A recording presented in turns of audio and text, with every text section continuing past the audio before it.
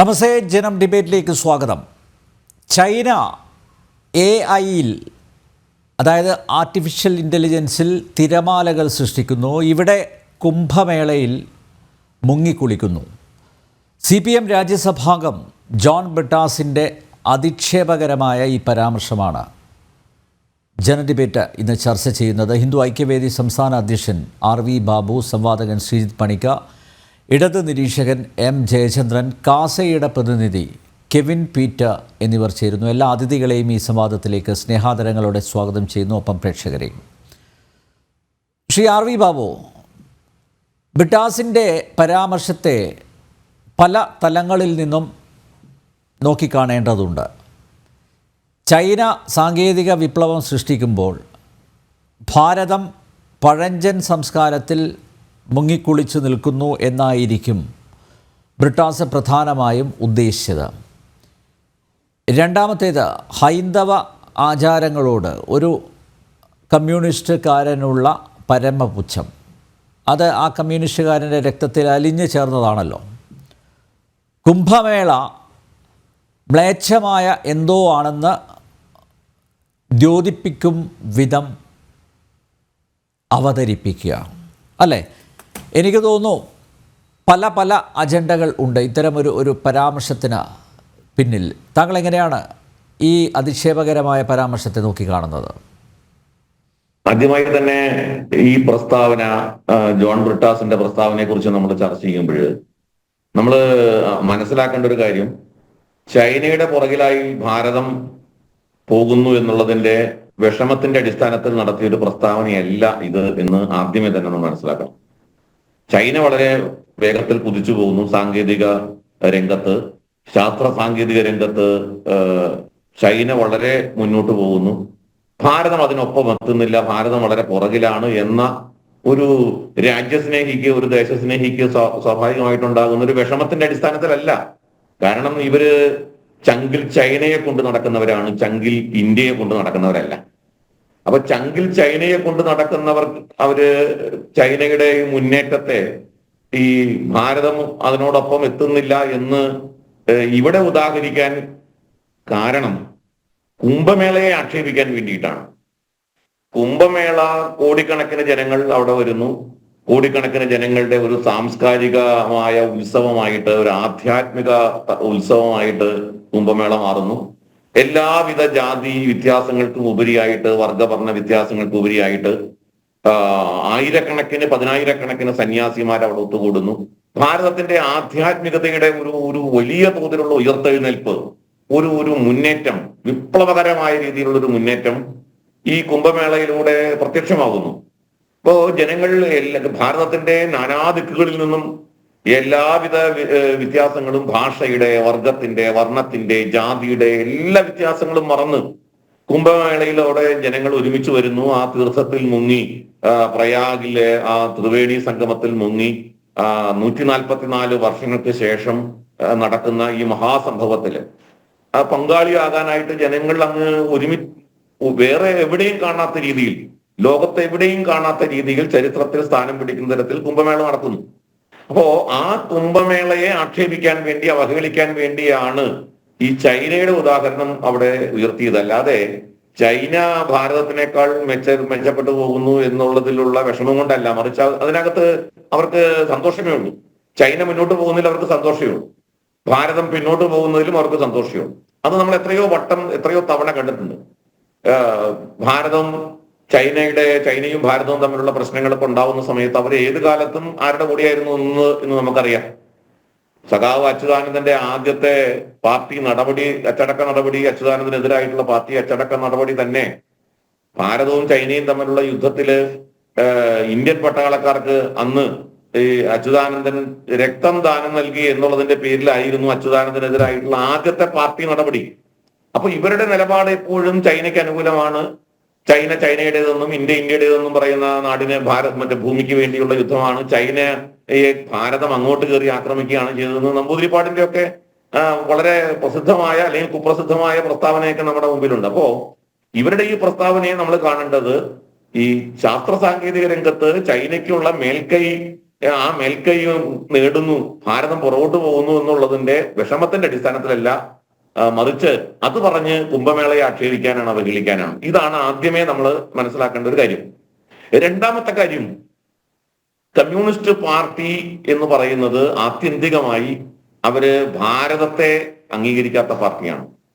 അവര് സ്വഭാവേന അതിന്റെ ജന്മജാത ദോഷം എന്ന നിലയ്ക്ക് തന്നെ പറയാം, അത് ഇന്ത്യ വിരുദ്ധമായി രൂപം കൊണ്ടൊരു പാർട്ടിയാണ്.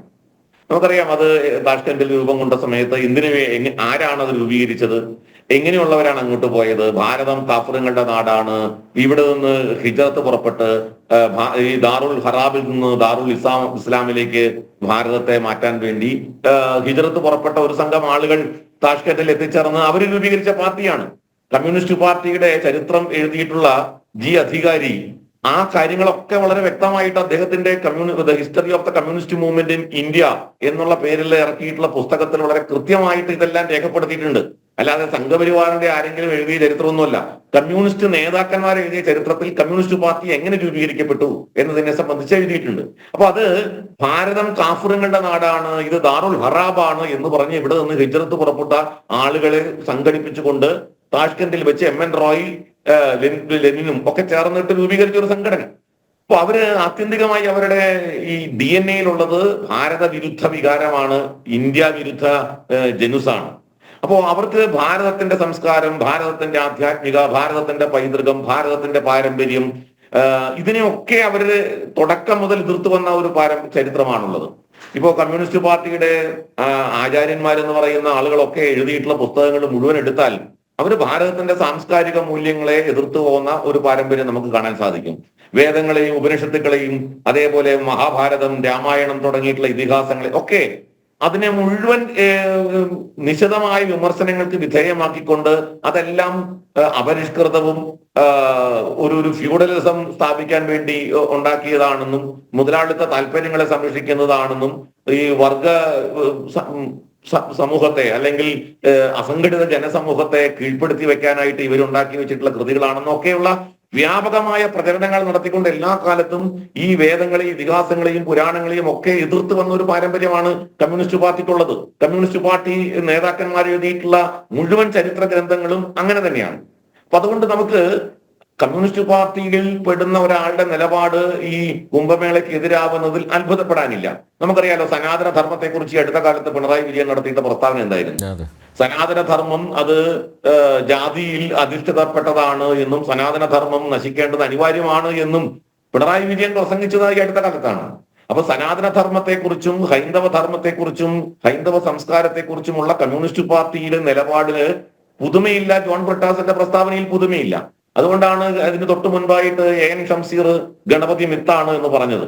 ഇതേപോലെ തന്നെ ക്ഷേത്രത്തിൽ പോകുന്ന സ്ത്രീകളെ സംബന്ധിച്ച് അത്യന്തം എന്താ പറയുക, നിശിതമായ രീതിയിലുള്ള അപകീർത്തികരമായ പ്രസ്താവന സ്ത്രീകളെ കുറിച്ച് നടത്തിയത് കമ്മ്യൂണിസ്റ്റ് പാർട്ടിയുടെ നേതാക്കന്മാരാണ്. ഇപ്പൊ ശബരിമല തീർത്ഥാടനത്തിന്റെ കാലത്ത് അല്ലെങ്കിൽ ആ പ്രക്ഷോഭത്തിന്റെ കാലത്ത് M സ്വരാജിനെ പോലുള്ള കമ്മ്യൂണിസ്റ്റ് നേതാക്കന്മാര് എത്ര കണ്ട് നിശിതമായ രീതിയിലുള്ള വൃത്തികെട്ട പരാമർശങ്ങളാണ് സ്വാമി അയ്യപ്പനെ കുറിച്ച് നടത്തിയിട്ടുള്ളത് എന്നൊക്കെ നമുക്കറിയാം.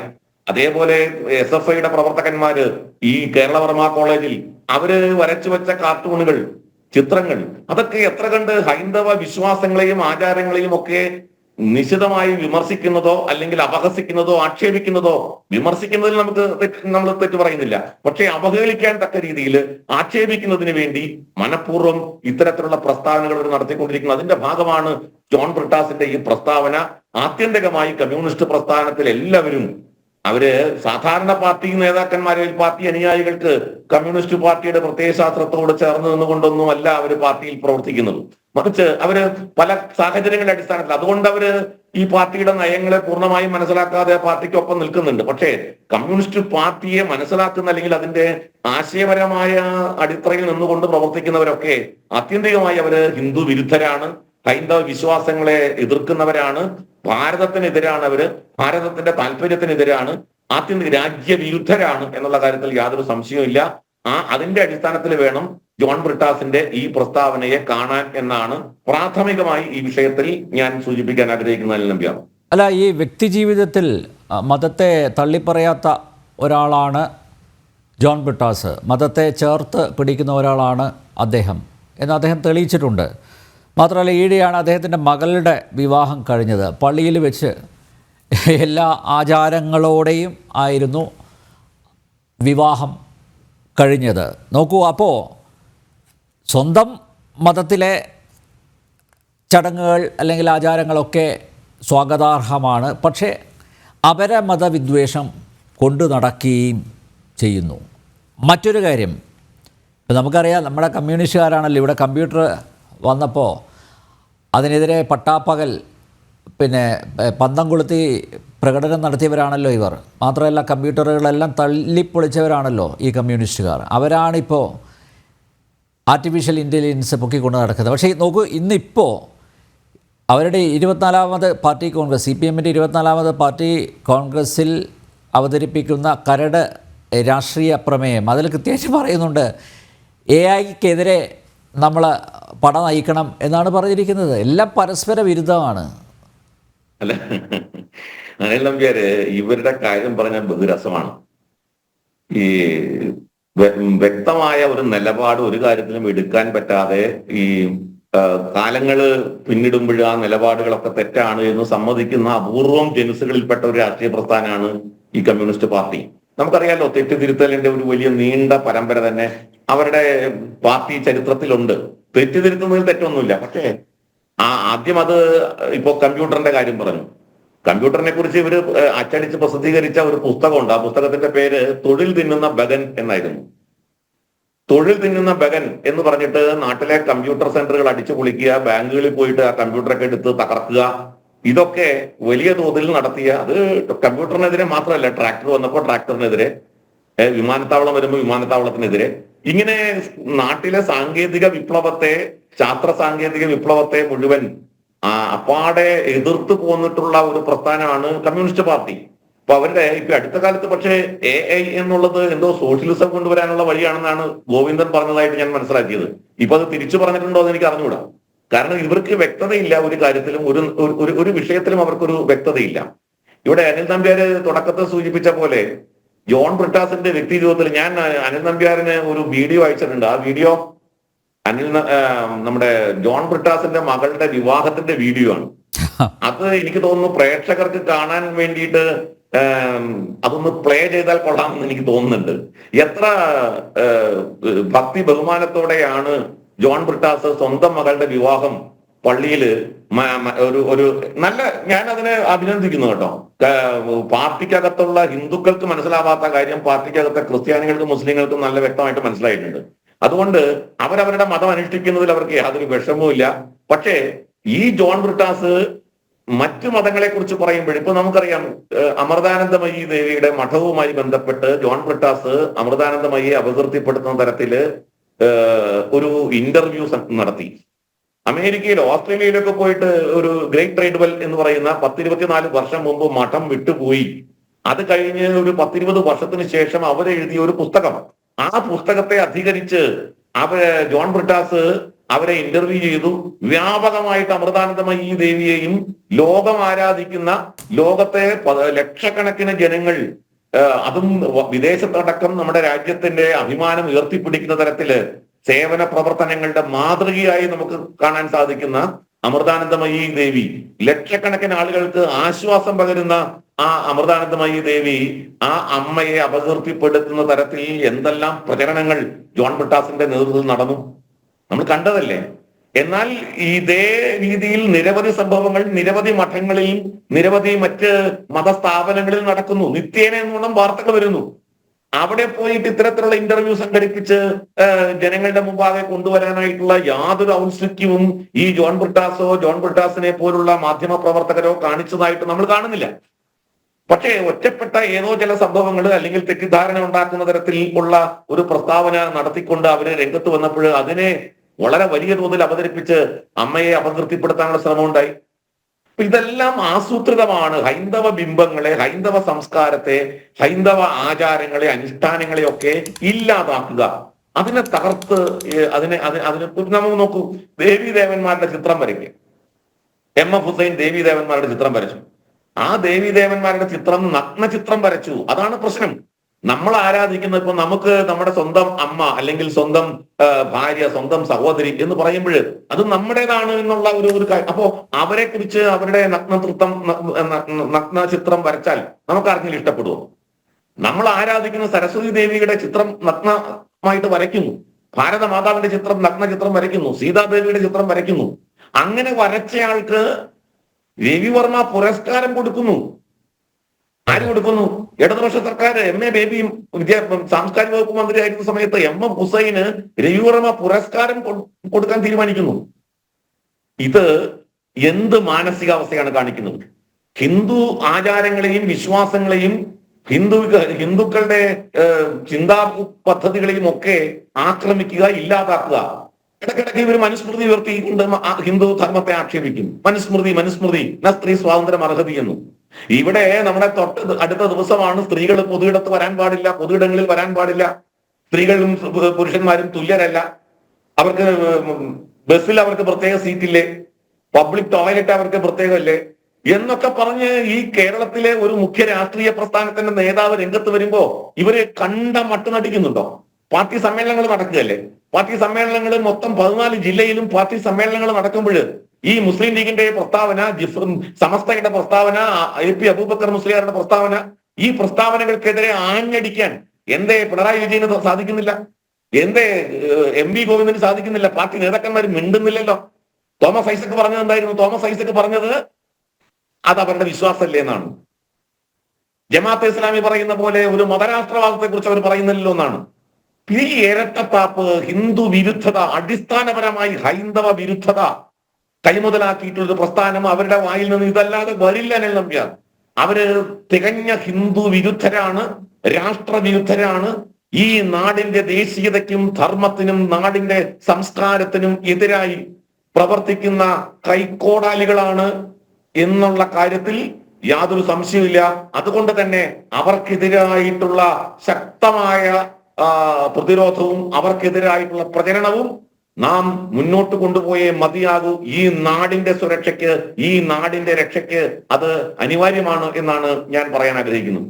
ശ്രീ ജയചന്ദ്രൻ, ചൈന AI-യിൽ തിരമാലകൾ സൃഷ്ടിക്കുന്നു, ഇവിടെ കുംഭമേളയിൽ മുങ്ങിക്കുളിക്കുന്നു. CPM രാജ്യസഭാംഗം ജോൺ ബ്രിട്ടാസ് ഈ പരാമർശത്തിലൂടെ എന്താണ് ഉദ്ദേശിച്ചത്?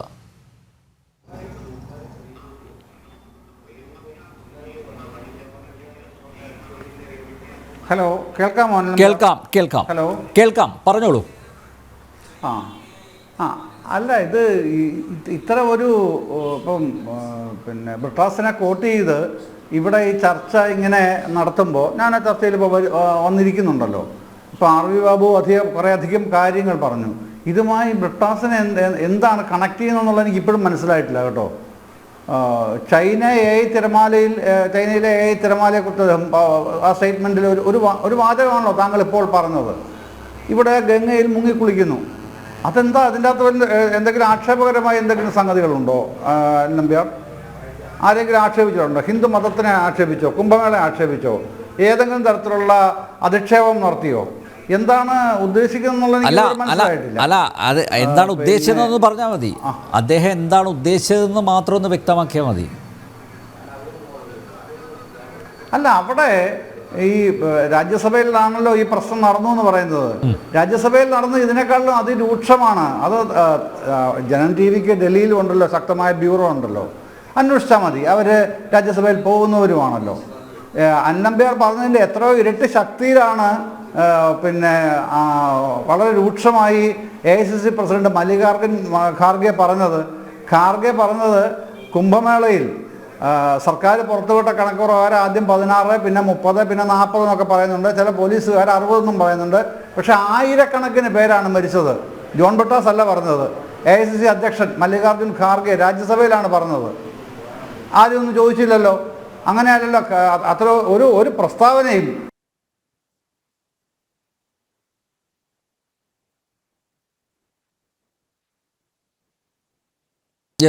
അദ്ദേഹത്തിൻ്റെ വിഷ്വൽ ഫ്രീസായിരിക്കുകയാണ്. ശ്രീ RV ബാബു, എന്താണ് ഇതിൽ അധിക്ഷേപകരമായിട്ടുള്ള പരാമർശം എന്നാണ് ജയചന്ദ്രൻ ചോദിച്ചിരിക്കുന്നത്. എനിക്ക് തോന്നുന്നു അദ്ദേഹത്തിന് മനസ്സിലാവാത്തത് കൊണ്ടല്ല, പക്ഷേ ഇങ്ങനെ പറയാൻ പറ്റൂ.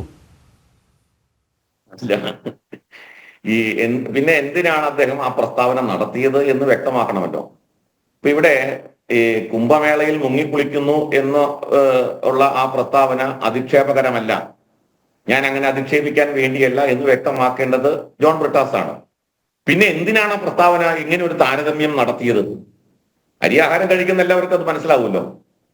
അത് ജയേന്ദ്രൻ സാറിന് മനസ്സിലാവാത്തതല്ല. പക്ഷെ അദ്ദേഹത്തിന് ആ സ്ഥാനത്തിരുന്നുകൊണ്ട്, അല്ലെങ്കിൽ അദ്ദേഹം ഇപ്പോൾ എടുത്തിരിക്കുന്ന നിലപാട്, അല്ലെങ്കിൽ ഇടതുപക്ഷ രാഷ്ട്രീയത്തിന്റെ സഹയാത്രികൻ എന്നുള്ള നിലയ്ക്ക് അദ്ദേഹത്തിന് അത് പറഞ്ഞേ പറ്റൂ. പക്ഷെ സാമാന്യ ബുദ്ധിയുള്ളവർക്ക് വളരെ വ്യക്തമായിട്ട് മനസ്സിലാവുമല്ലോ. ഇനി അവിടെ കുംഭമേളയിൽ നടന്ന മരണത്തിന്റെ കണക്കാണ് പറഞ്ഞെങ്കിൽ അത് പറയാമല്ലോ ബ്രിട്ടാസിന്. അത് പറയാൻ തടസ്സം എന്താ? അദ്ദേഹം അതല്ലല്ലോ പറഞ്ഞത്. അദ്ദേഹം ചൈനയെ ഉദാഹരിച്ചിട്ട് ചൈനയില് സാങ്കേതിക വിപ്ലവം അരങ്ങേറുന്നു എന്ന് വെച്ചാൽ ഇവിടെ കുംഭമേള എന്നുള്ളത് വായിച്ചെടുക്കാൻ എന്താണ് ഇതിനകത്ത് ബുദ്ധിമുട്ട്? കുംഭമേള എന്നുള്ളത് അങ്ങേയറ്റം അപരിഷ്കൃതമായ, നമ്മുടെ പുരോഗമന ആശയങ്ങൾക്ക് ചേരാത്ത, പുതിയ ശാസ്ത്രയുഗത്തിന് ചേരാത്ത ഒരു ആചാരം. പുഴയിൽ മുങ്ങിക്കുളിക്കാൻ വേണ്ടി ലക്ഷക്കണക്കിന് ആൾക്കാർ അവിടെ, അല്ലെങ്കിൽ കോടിക്കണക്കിന് ആൾക്കാർ അവിടെ ഒരുമിച്ച് കൂടുമ്പോൾ ചൈന അവിടെ AI ആർട്ടിഫിഷ്യൽ ഇന്റലിജൻസിൽ വിപ്ലവങ്ങൾ സൃഷ്ടിക്കുന്നു എന്ന് പറഞ്ഞാൽ അതിന്റെ അർത്ഥം എന്താണ്? ഈ അർത്ഥം നേരിട്ട് മനസ്സിലാക്കാൻ കഴിയാത്ത ആളുകളാണോ പ്രേക്ഷകര്? ജയേന്ദ്രൻ സാറിന് അത് മനസ്സിലാവുന്നില്ലേ? നമ്മുടെ ഫോക്കസ് എവിടെയായിരിക്കണം? അല്ലെങ്കിൽ നമ്മൾ ഇപ്പോഴും പഴയ കാളവണ്ടി യുഗത്തിലേക്ക് ഇന്ത്യയെ നയിക്കുകയാണ് എന്ന കമ്മ്യൂണിസ്റ്റ് പാർട്ടിയുടെ എല്ലാ കാലത്തെയും ആക്ഷേപമാണ് ഇവിടെ ഉന്നയിക്കുന്നത്, കുംഭമേളയെ ഉദാഹരിച്ചുകൊണ്ട്. ആവശ്യമില്ല ജയേന്ദ്രൻ സാർ. ബ്രിട്ടാസിന്റെ മകളുടെ വിവാഹ ദൃശ്യങ്ങൾ അയച്ചു തന്നല്ലോ. അത് സോഷ്യൽ മീഡിയ പ്ലാറ്റ്ഫോമുകളിൽ നിന്ന് അത് റിമൂവ് ചെയ്തിരിക്കുകയാണ് കേട്ടോ. അപ്പോൾ അദ്ദേഹത്തിന് കൊണ്ടിട്ടുണ്ട്, കൊള്ളേണ്ടത് കൊണ്ടിട്ടുണ്ട്. അയ്യോ, ഞാനിപ്പോ കണ്ടതാണല്ലോ, ഞാൻ അയച്ചു തന്നിരുന്നു അനിൽ നമ്പ്യാർ. അതിപ്പോ പ്ലേ ആവുന്നില്ലേ? ഇല്ല, അത് റിമൂവ് ചെയ്തിരിക്കുക. അത് അത് ശരി.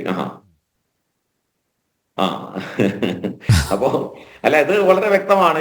ഈ കാപട്യം ജനങ്ങളുടെ മുന്നിൽ തുറന്നു കാട്ടപ്പെടുമല്ലോ സ്വാഭാവികമായിട്ടും. ഇപ്പൊ ഇവിടെ ഇതിനകത്ത് എന്താ ആക്ഷേപമുള്ളത്? ഞാനിവിടെ ചില കാര്യങ്ങൾ പറഞ്ഞല്ലോ, ഇതെല്ലാം അസത്യമാണ്, അവാസ്തവമാണ് എന്ന് ജയേന്ദ്രൻ സാറിന് അഭിപ്രായം ഉണ്ടെങ്കിൽ അദ്ദേഹം പറയട്ടെ.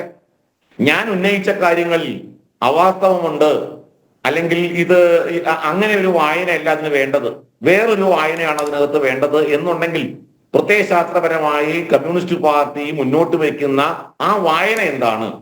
ആ കാര്യം ജയേന്ദ്രൻ സാർ പറഞ്ഞോട്ടെ. നമുക്ക് നല്ലൊരു സംവാദത്തിലേക്ക് പോവാം. ഞാനതിന് തയ്യാറാണ്. ജയൻ സാർ കേൾക്കുന്നുണ്ടെങ്കിൽ അദ്ദേഹം പറഞ്ഞോട്ടെ. യെസ്, ശ്രീ ജയേന്ദ്ര, കേൾക്കാമോ താങ്കൾക്ക്? ചില സാങ്കേതിക പ്രശ്നങ്ങളുണ്ട്. അദ്ദേഹം ചർച്ചയിലേക്ക് തിരിച്ചു വരും എന്ന് തന്നെയാണ് കരുതുന്നത്. Shri R V Babu. Yes, Shri Jayachandran, ഞാൻ ഈ ചർച്ചയുടെ തുടക്കത്തിൽ തന്നെ ഞാൻ പറഞ്ഞു, അതായത് ബ്രിട്ടാസ് ഉദ്ദേശിച്ചത് എന്തായിരിക്കാം എന്ന് ഞാൻ പറഞ്ഞു. ആ സമയത്ത് താങ്കൾ ഉണ്ടായിരുന്നില്ല. അതായത് ചൈന കൊള്ളാം, സാങ്കേതിക വിപ്ലവം സൃഷ്ടിക്കുന്ന ഒരു ഭാഗത്ത്, ഭാരതം ഇപ്പോഴും പഴഞ്ചൻ സംസ്കാരത്തിൽ ഇങ്ങനെ മുങ്ങിക്കുളിച്ച് നിൽക്കുന്നു എന്നായിരിക്കാം പ്രധാനമായും ബ്രിട്ടാസ് ഉദ്ദേശിച്ചത്. മറ്റൊരു കാര്യം, ഈ കമ്മ്യൂണിസ്റ്റുകാരൻ്റെ രക്തത്തിൽ അലിഞ്ഞു ചേർന്നതാണല്ലോ ഈ ഹൈന്ദവ ആചാരങ്ങളോടുള്ള ആ പുച്ഛം. അതായത് ഈ കുംഭമേള എന്തോ ഒരു മോശം കാര്യമാണ് എന്ന രീതിയിൽ പൊതുസമൂഹത്തിന് മുമ്പിൽ പൊതുസമക്ഷം അവതരിപ്പിക്കുക എന്നുള്ളത്. അല്ലാതെ ഒരിക്കലും കണക്ട് ചെയ്യാൻ പറ്റാത്ത രണ്ട് കാര്യങ്ങൾ പറയേണ്ടതില്ലല്ലോ. അല്ലെങ്കിൽ അദ്ദേഹം തന്നെ വ്യക്തമാക്കണം, ഈ പരാമർശം കൊണ്ട് ഞാൻ എന്താണ് ഉദ്ദേശിച്ചതെന്ന് ബ്രിട്ടാസ് തന്നെ തുറന്ന് പറയണം. ഇത് ഇങ്ങനെ ഒരു കോൺട്രവേഴ്സ്യൽ പരാമർശമായിട്ട് കൂടി അദ്ദേഹം വാ തുറന്നിട്ടില്ല അതുമായി ബന്ധപ്പെട്ട്. ഏറ്റവും ചുരുങ്ങിയ പക്ഷം ഇടത് ബുദ്ധിജീവികൾ അല്ലെങ്കിൽ ഇടത് സഹയാത്രികർ എങ്കിലും അദ്ദേഹത്തോട് ചോദിച്ച് ഞാൻ ഇതാണ് ഉദ്ദേശിച്ചത് എന്ന് ക്ലാരിറ്റി വരുത്തേണ്ട ഒരു ഉത്തരവാദിത്തമെങ്കിലും ഇല്ലേ? അതെ, തീർച്ചയായിട്ടും ഉണ്ട്. അന്നമ്പേര് ചോദ്യം ഇപ്പോഴല്ലേ ചോദിച്ചത്. ഞാൻ ബ്രിട്ടാസിനോട് തന്നെ ചോദിച്ചു. ഞാൻ ഫോൺ ചെയ്തിരുന്നു ബ്രിട്ടാസിനെ ഈ ചർച്ചയ്ക്ക് വരുന്നതിന് മുൻപ്. കേൾക്കുന്നുണ്ടല്ലോ അല്ലേ? കേൾക്കുന്നുണ്ടല്ലോ. ഹലോ, കേൾക്കാം. ഈ ചർച്ചയ്ക്ക് വരുന്നതിന് മുമ്പ് ഞാൻ ബ്രിട്ടാസിനെ വിളിച്ച് ചോദിച്ചിരുന്നു. അതെ, ചോദിച്ചിരുന്നു എന്താണ് വിഷയം എന്നുള്ളത്. ബ്രിട്ടാസ് എന്നോട് പറഞ്ഞത് അദ്ദേഹത്തിന് ഈ മഹാകുംഭമേളയെ എതിർക്കുക, ഒരു ഹൈന്ദവ ആചാരത്തിനെ എതിർക്കുക എന്നൊരു വിദൂരമായ താല്പര്യം പോലും ഇക്കാലത്ത് അദ്ദേഹം കാണിച്ചിട്ടില്ല, പറഞ്ഞിട്ടുമില്ല എന്നോട് പറഞ്ഞ കാര്യം ഞാൻ പറയുന്നത്. ചൈനയെ കോട്ട് ചെയ്തതിൻ്റെ കാര്യം AI രംഗത്ത് ചൈന ഈ അടുത്ത സമയങ്ങളിൽ ഈ ജനുവരി മാസത്തിൽ തന്നെ, കഴിഞ്ഞ ജനുവരി മാസത്തിൽ തന്നെ കൊണ്ടുവന്ന DeepSeek എന്ന് പറഞ്ഞ പുതിയ AI ടൂള്, ആ ടൂള് ലോകമെമ്പാടും വലിയ ഒരു ചലനം സൃഷ്ടിക്കുന്ന നിലയിലേക്ക് മാറിയിട്ടുണ്ട്. ആ കാര്യമാണ് അദ്ദേഹം സൂചിപ്പിച്ചത്. DeepSeek മറ്റേ പിന്നെ US-ലൊക്കെയുള്ള പുതിയ AI ടൂളുകളെ പോലെ അത്രയും ചെലവേറിയതല്ല, ആ തരത്തിൽ എന്നാൽ വലിയ ആക്സസബിലിറ്റി ഉള്ളതുമാണ്. ഇന്ത്യയിലടക്കം നമ്മളൊക്കെ ഉപയോഗിക്കുന്നുണ്ടാവും, ഞാനതിൽ ഉപയോഗിക്കുന്ന ഒരു AI ടൂളുമാണത്. അപ്പോൾ അതാണ് അദ്ദേഹം പറഞ്ഞത്. ആ ഒരു തരത്തിലുള്ള വിപ്ലവം അവിടെ നടക്കുന്നു. പക്ഷേ ഇവിടെ മഹാകുംഭമേളയെ ബന്ധപ്പെട്ടുണ്ടായിട്ടുള്ള ഈ പറഞ്ഞ ഇതില്ലേ, അമൃതസ്ഥാനത്തിൽ ഉണ്ടായ തെക്കിലും തിരക്കിലും പെട്ട് ഈ പിന്നെ അമാവാസി ദിനത്തിൽ ഉണ്ടായിട്ടുള്ള വലിയ പിന്നെ ഒരു ദുരന്തം, മരണം, അതാണ് ഞാൻ പറഞ്ഞത്. ബ്രിട്ടാസ് പറഞ്ഞതിൻ്റെ എത്രയോ അതിരൂക്ഷമായിട്ടാണ് ഇദ്ദേഹം മല്ലികാർജുൻ ഖാർഗെ പിന്നെ ഇന്ന് പറഞ്ഞത് രാജ്യസഭയിൽ. അദ്ദേഹം മല്ലികാർജുൻ ഖാർഗെയാണ് പറയുന്നത് ആയിരക്കണക്കിന് പേരാണ് മരിച്ചത്. ഔദ്യോഗിക കണക്ക് ഇപ്പോഴും 30, ചിലടത്ത് 40, ചിലടത്ത് 60 അങ്ങനെ വരും. ഖാർഗെ പ്രയാഗ്രാജ് പോയിരുന്നു. അല്ല, ഞാൻ പറഞ്ഞത് 1000 പേര് മരിച്ചു എന്നൊക്കെ പറയാൻ അയാൾ പോയിട്ടില്ലല്ലോ. അയാള് 1000 അല്ല, ആയിരക്കണക്കിനെന്നാണ് പറയുന്നത്. ആയിരക്കണക്കിനാണെങ്കിലും അത് ഖാർഗെയുടെ കയ്യിൽ തെളിവുണ്ടെങ്കിൽ ഖാർഗെ തെളിവ് ഹാജരാക്കട്ടെ. അല്ല, അപ്പോൾ ഖാർഗെ പറഞ്ഞുകൊണ്ടിരിക്കുമ്പോൾ തന്നെ ഡെറക് ഒബ്രയാൻ എഴുന്നേൽക്കുന്നു. ഡെറക് പറയുന്നത് പിന്നെ ബംഗാളിലേക്ക് വന്ന പിന്നെ മൃതദേഹങ്ങൾ ഏതാണ്ട് പരിപൂർണമായിട്ട് ബഹുഭൂരിപക്ഷവും എന്നാണ് അദ്ദേഹം പറയുന്നത് പോസ്റ്റ്മോർട്ടം ചെയ്തിട്ടില്ല. എല്ലാം ഹാർട്ട് അറ്റാക്ക് എന്നുള്ള നിലയിലാണ് പരിഗണിക്കപ്പെടുന്നത്.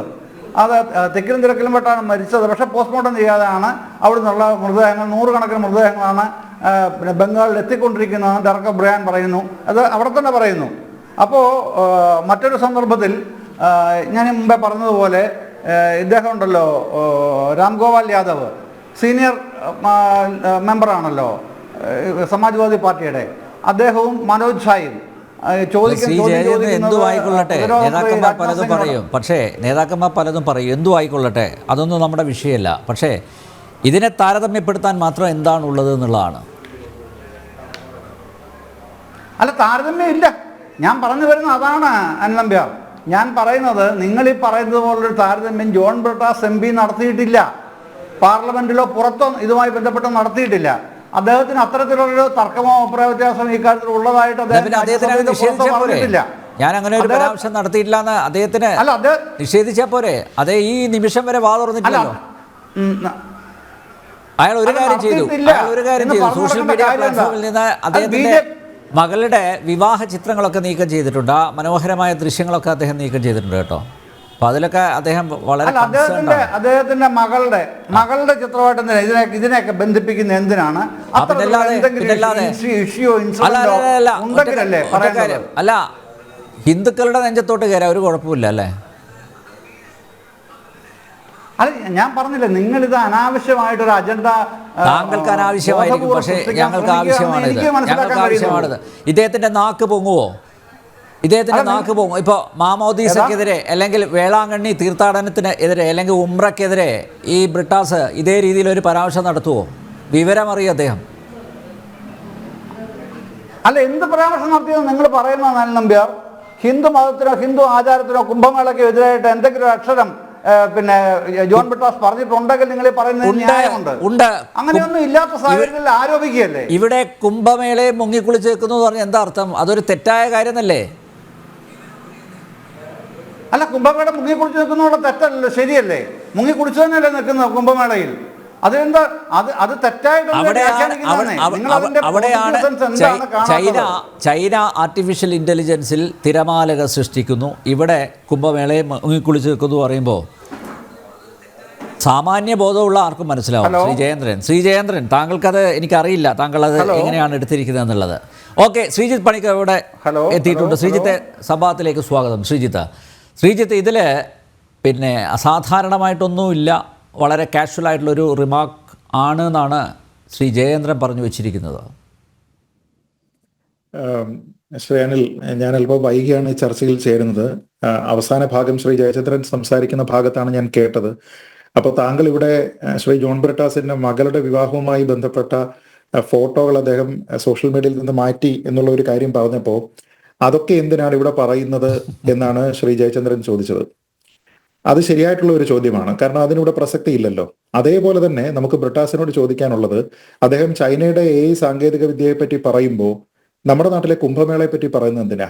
അതിനൂടെ എന്താ പ്രസക്തി? ബ്രിട്ടാസിന്റെ മകളുടെ വിവാഹത്തിന് ബ്രിട്ടാസിന്റെ പ്രസ്താവനയുമായിട്ട് എത്രത്തോളം ബന്ധമുണ്ടോ അത്രത്തോളം ബന്ധം മാത്രമേ ബ്രിട്ടാസ് കുംഭമേളയും ചൈനയിലെ AI സാങ്കേതിക വിദ്യയിലുള്ള അഡ്വാൻസ്മെന്റിനെയും കുറിച്ച് കമ്പയർ ചെയ്ത് സംസാരിച്ചിരിക്കുന്നതിനുള്ളൂ എന്നുള്ളത് ശ്രീ ജയചന്ദ്രൻ മനസ്സിലാക്കുക. അപ്പൊ നമ്മൾ ന്യായീകരിക്കുന്നതൊക്കെ തന്നെ ഓക്കെ, പക്ഷേ നമ്മൾ ചൈനയെ പ്രകീർത്തിക്കുന്നതിന്റെ ഭാഗമായിട്ടാണെങ്കിലും ചൈനയെ ന്യായീകരിക്കുന്നതിന്റെ ഭാഗമായിട്ടാണെങ്കിലും നമ്മൾ അതിനെ പാടി പുകഴ്ത്തിക്കോളൂ, യാതൊരു വിധത്തിലുള്ള പ്രശ്നവുമില്ല. അവിടെ നിന്നുള്ള ആപ്പുകൾ ഉപയോഗിച്ചോളൂ, ഒരു പ്രശ്നവുമില്ല. പക്ഷേ ഞാൻ ചോദിക്കുന്നത്, നിങ്ങൾ അതിനെ എന്തിനാണ് കുംഭമേളയുമായിട്ട് താരതമ്യം ചെയ്യുന്നത് എന്നുള്ളതാണ്. ഇപ്പൊ നമുക്ക് ശാസ്ത്ര സാങ്കേതിക മേഖലയിലുള്ള രണ്ട് രാജ്യങ്ങളുടെയും ഇൻവെസ്റ്റ്മെന്റുകളെ പറ്റി കമ്പയർ ചെയ്തോളൂ. വേണമെങ്കിൽ പറയാം, ചൈന ഇത്ര കോടി രൂപ അവിടെ ഇടുന്നു, അല്ലെങ്കിൽ ചൈനയുടെ സ്വന്തമായിട്ടുള്ള ഒരു നേറ്റീവ് ആപ്പ് അവർ കൊണ്ടുവരുന്നു, എന്നാൽ ഇന്ത്യ ആ കാര്യത്തിൽ സ്ലോ ആണ്, വയലന്റ് ക്രിറ്റിസിസമാണ്, പറഞ്ഞോളൂ. ഇന്ത്യയെ സംബന്ധിച്ചിടത്തോളം ചൈന പോലെയുള്ള ഒരു രാജ്യമല്ല. അപ്പോൾ അതുകൊണ്ട് നമ്മുടെ പ്രയോറിറ്റീസ് എന്ന് പറയുന്നത് പലപ്പോഴും പല കാര്യങ്ങളിലാണ് വരുന്നത്. എങ്കിൽ പോലും നമ്മുടെ ഈ ശാസ്ത്ര സാങ്കേതിക മേഖലകളിലൊക്കെ തന്നെ നമ്മളെ കൊണ്ടാകുന്നതിന്റെ ഏറ്റവും മികച്ച രീതിയിലത്തേക്ക് നമ്മുടെ ബജറ്റിലെ ഈ പ്രൊവിഷൻസ് അലൊക്കേഷൻസ് ഒക്കെ കൊടുക്കാറുണ്ട്. ഇപ്പൊ തന്നെ നമ്മൾ കണ്ടു സെമി കണ്ടക്ടറിലെ AI അതേപോലെ സ്പേസ് റിസർച്ചിലൊക്കെ തന്നെ ഏതാണ്ട് 1 ലക്ഷം കോടി രൂപയാണ് ബജറ്റിൽ വകയിരുത്തിയിരിക്കുന്നത്. അങ്ങനെ നമുക്ക് പറ്റുന്ന രീതിയിലത്തേക്ക് നമ്മളും അവിടെ ചെയ്യുന്നുണ്ട്. അപ്പൊ അങ്ങനെ നോക്കിക്കഴിഞ്ഞാൽ നമുക്ക് വേണമെങ്കിൽ സയൻസിനെ കമ്പയർ ചെയ്തതിനു ശേഷം ടെക്നോളജിയെ കമ്പയർ ചെയ്തതിനു ശേഷം അത് പറയാം. പക്ഷെ അതിൽ എവിടെയാണ് ഈ കുംഭമേള വരുന്നത് എന്നുള്ളത് എനിക്ക് മനസ്സിലാകുന്നില്ല. ഇപ്പൊ വേണമെങ്കിൽ അതിന്റെ ഒരു ഇല്ലോജിക്കൽ എത്രത്തോളം അതാണ് എന്നതിനെ പറ്റി മനസ്സിലാക്കുന്നതിന് വേറൊരു ഉദാഹരണം പറയാം. ഇപ്പൊ ചൈനയിൽ അതിവിശാലമായിട്ടുള്ള റോഡുകളുണ്ട്. ആ റോഡുകൾ എന്തിനു വേണ്ടിയിട്ടാണ് അവർ ഉപയോഗിക്കുന്നത്? ഗതാഗതത്തിന് വേണ്ടിയിട്ടാണ് ഉപയോഗിക്കുന്നത്. നമുക്ക് വേണമെങ്കിൽ CPM-നോട് അല്ലെങ്കിൽ ബ്രിട്ടാസിനെ കൊണ്ടുവന്നിരുത്തിയിട്ട് നമുക്ക് വേണമെങ്കിൽ ചോദിക്കാം, ചൈനയിൽ അതിവിശാലമായിട്ടുള്ള റോഡുകളുണ്ട്, അതിനൂതനമായിട്ടുള്ള കാറുകൾ അവിടെ ഓടുന്നു, ഇവിടെ നിങ്ങൾ കമ്മ്യൂണിസ്റ്റുകാർ വഞ്ചിയൂരിൽ പാർട്ടി സമ്മേളനത്തിന് വേണ്ടിയിട്ട് റോഡ് അടച്ചു കെട്ടിയിട്ട് ഗതാഗതം തടയുകയല്ലേ എന്ന്. അത് വാലിഡ് ആയിട്ടുള്ള ഒരു താരതമ്യമാണ് അല്ലേ? അതാണ് നമ്മൾ ചോദിക്കേണ്ടത്. അപ്പൊ അത് ചോദിച്ചു കഴിഞ്ഞാൽ ബ്രിട്ടാസിന് എന്തായിരിക്കും മറുപടി പറയാനുള്ളത്? ഇവിടെ CPM-ന്റെ ഉന്നത നേതാക്കൾ തന്നെ പറഞ്ഞത്, നിങ്ങൾ വണ്ടിയൊക്കെ വേണമെന്നാണ് ചോദിച്ചത്. നിങ്ങൾ എന്തിനാണ് ഇങ്ങനെ ഓരോരുത്തരും ഓരോ വണ്ടി എടുത്തിട്ട് തെരുവിലേക്ക് ഇറങ്ങുന്നത്? പൊതുഗതാഗത സംവിധാനം ഉപയോഗിക്കൂ എന്നൊക്കെയാണ് പറയുന്നത്. ഈ പൊതുഗതാഗത സംവിധാനത്തിനെ പറ്റി ഒന്നും പറയേണ്ട, അതിന്റെ ഗതി എന്താണെന്നുള്ളതിനെ പറ്റി നമുക്ക് അറിയുകയും ചെയ്യാം. ഞാൻ ചോദിക്കുന്നത്, നിങ്ങൾക്ക് കമ്പാരിസൺ നടത്തുന്ന സമയത്ത് നിങ്ങൾ എന്തിനാണ് ഇവിടെയുള്ള ഒരു വലിയ മതാചാരത്തിന്റെ ഭാഗമായിട്ടുള്ള ഒരു വലിയ സെലിബ്രേഷൻ, ആ സെലിബ്രേഷനെ നിങ്ങൾ എന്തിനാണ് ഇകഴ്ത്താനായിട്ട് ശ്രമിക്കുന്നത്? അതിനെ ഈ താരതമ്യത്തിലേക്ക് കൊണ്ടുവരുന്നതിന്റെ ലോജിക്കാണ് നേരത്തെ പറഞ്ഞതുപോലെ ബ്രിട്ടാസിന്റെ മകളുടെ വിവാഹത്തിന്റെ ഫോട്ടോ എന്നതുപോലെ മാത്രമേ ഉള്ളൂ ഇവിടുത്തെ കുംഭമേള. ഇനി ചൈനയിൽ ഒരിക്കലും കുംഭമേള പോലെയുള്ള ഒരു വലിയ റിലീജിയസ് ആയിട്ടുള്ള ഒരു ഇവന്റ് നടത്താൻ പറ്റില്ല. അങ്ങനെ ഒരു പ്രശ്നം കൂടിയുണ്ട്. അത് ഇന്ത്യയിൽ മാത്രമേ സാധ്യമാവുകയുള്ളൂ. കാരണം എന്താണ്? ഇന്ത്യ ഭരണഘടനാപരമായിട്ട് മതസ്വാതന്ത്ര്യം, ആരാധനാ സ്വാതന്ത്ര്യം, ആചാര സ്വാതന്ത്ര്യം, വിശ്വാസ സ്വാതന്ത്ര്യം ഒക്കെ അനുവദിക്കുന്ന ഒരു രാജ്യമാണ്. ചൈനയിൽ എത്രയാണുള്ളത്? ചൈനയിൽ എത്രത്തോളം സ്വാതന്ത്ര്യമാണുള്ളത്? ഉയ്ഗൂർ മുസ്ലിമുകൾ എന്ന് കേട്ടിട്ടുണ്ടോ? അവർക്കൊന്ന് നിസ്കരിക്കാനുള്ള സൗകര്യമെങ്കിലും ഇവിടെ കൊടുക്കാറുണ്ടോ? അപ്പൊ ഇങ്ങനെ വിവിധ മതവിഭാഗങ്ങൾക്ക് പ്രവർത്തിക്കാനുള്ള, അവരുടെ മതസ്വാതന്ത്ര്യം അനുസരിച്ച് പ്രവർത്തിക്കാൻ പോലുമുള്ള യാതൊരു വിധത്തിലുള്ള അവകാശ അധികാരങ്ങളും ഇല്ലാത്ത ഒരു രാജ്യമാണ് ഈ ചങ്കിലേതെന്നും പറഞ്ഞിട്ട് ഈ പല ആൾക്കാരും കൊണ്ടു നടക്കുന്നത്. അങ്ങനെ നോക്കിക്കഴിഞ്ഞാൽ ഇന്ത്യയെ സംബന്ധിച്ചിടത്തോളം ഭരണഘടനാദത്തമായിട്ടുള്ള ഒരു സ്വാതന്ത്ര്യമുണ്ട്. ഇവിടെ ജൈനന്മാരുടെ ഫെസ്റ്റിവൽസ് ഉണ്ട്, ബുദ്ധന്മാരുടെ ഫെസ്റ്റിവൽസ് ഉണ്ട്, ബുദ്ധപൂർണിമ പോലെയുള്ള നിരവധിയായിട്ടുള്ള ആഘോഷങ്ങളുണ്ട്. അതൊക്കെ തന്നെ ഇവിടെ ആർഭാടപൂർവ്വം ആഘോഷപൂർവ്വം ഇവിടെ കൊണ്ടാടുന്നതിന് യാതൊരു വിധത്തിലുള്ള തടസ്സവും ഇല്ലാത്ത രാജ്യം നമ്മുടേതാകുന്നത് ഇവിടെയുള്ള ജനവിഭാഗങ്ങൾ പൊതുവെ സഹിഷ്ണുതയുള്ള ആൾക്കാരായതുകൊണ്ടും ഇവിടെയുള്ള ഗവൺമെന്റുകൾ അങ്ങനെ സഹിഷ്ണുതയുള്ളതായതുകൊണ്ടും ഇവിടെയുള്ള ഭരണഘടന ഇതെല്ലാം തന്നെ അവകാശമായിട്ട് തന്നെ നമുക്ക് അനുവദിച്ചു തരുന്നത് കൊണ്ടാണ്. അപ്പൊ അങ്ങനെയാണെങ്കിൽ ബ്രിട്ടാസ് ഇവിടെ ചെയ്യേണ്ടിയിരുന്നത് ഇന്ത്യയിലെ കുംഭമേളയെ ചൈനയിലുള്ള ഒരു മത ആചാരവുമായി ബന്ധപ്പെടുത്തി അതിനെ കമ്പയർ ചെയ്യണമായിരുന്നു. ഇനി നമ്മൾ AI പറ്റിയാണ് പറയുന്നത് എങ്കിൽ പോലും എത്രത്തോളം സാങ്കേതിക വിദ്യ ഇത്തവണയുള്ള കുംഭമേളയിൽ ഉപയോഗിച്ചിട്ടുണ്ട് എന്നുള്ളത് നോക്കുക. നമുക്കറിയാം, ഈ സഹായക് എന്ന് പറഞ്ഞിട്ടുള്ള ഒരു ആപ്പ് അവർ ഡെവലപ്പ് ചെയ്തിട്ടുണ്ട്. അത് ആപ്പല്ല, ഒരു ചാറ്റ് ബോട്ടാണ്. ആ ചാറ്റ് ബോട്ട് നിങ്ങളുടെ മൊബൈലിൽ വർക്ക് ചെയ്യും, അത് നിങ്ങളുടെ ബ്രൗസറിൽ വർക്ക് ചെയ്യും, നിങ്ങൾക്ക് അത് എവിടെ വേണമെങ്കിലും ഉപയോഗിക്കാൻ പറ്റും. നിങ്ങൾക്ക് ആകെ വേണ്ടത് ഒരു ഇന്റർനെറ്റ് കണക്ഷനാണ്. അതെങ്ങനെയാണ്? AI പവേർഡ് ആണ്. സഹായക് എന്ന് എഴുതുന്നതിനകത്ത് AI എന്നുള്ളതിനെ സെപ്പറേറ്റ് അവർ എഴുതുന്നു, പിന്നെ YAK എന്നാണ്. അതായത് AI പവേർഡ് ആണെന്ന് അവർ കാണിക്കുകയാണ്. ഇന്ത്യയിലുള്ള ഏറ്റവും പ്രധാനപ്പെട്ട ഏതാണ്ട് 1 ഡസനോളം വരുന്ന ലാംഗ്വേജുകളിൽ നിങ്ങൾക്ക് ഇതുമായി ബന്ധപ്പെട്ട്, കുംഭമേളയുമായി ബന്ധപ്പെട്ട് എല്ലാ കാര്യങ്ങളും ലഭ്യമാണ്. നിങ്ങൾക്ക് ടൈപ്പ് ചെയ്യാൻ അറിയില്ലെങ്കിൽ നിങ്ങൾക്ക് വോയിസ് വഴി ഇന്ററാക്ട് ചെയ്യാം. നിങ്ങൾക്ക് മാപ്സ് ഇന്റഗ്രേറ്റ് ചെയ്തിട്ടുണ്ട്. നിങ്ങൾക്ക് അവിടെയുള്ള ഘാട്ടുകൾ, അവിടെയുള്ള അമ്പലങ്ങൾ, അവിടെയുള്ള അഖാഡകൾ, ഇതൊക്കെ എവിടെയാണ് എന്നറിയാം. അവിടേക്കുള്ള യാത്ര നിങ്ങൾക്ക് കോർഡിനേറ്റ് ചെയ്യാം.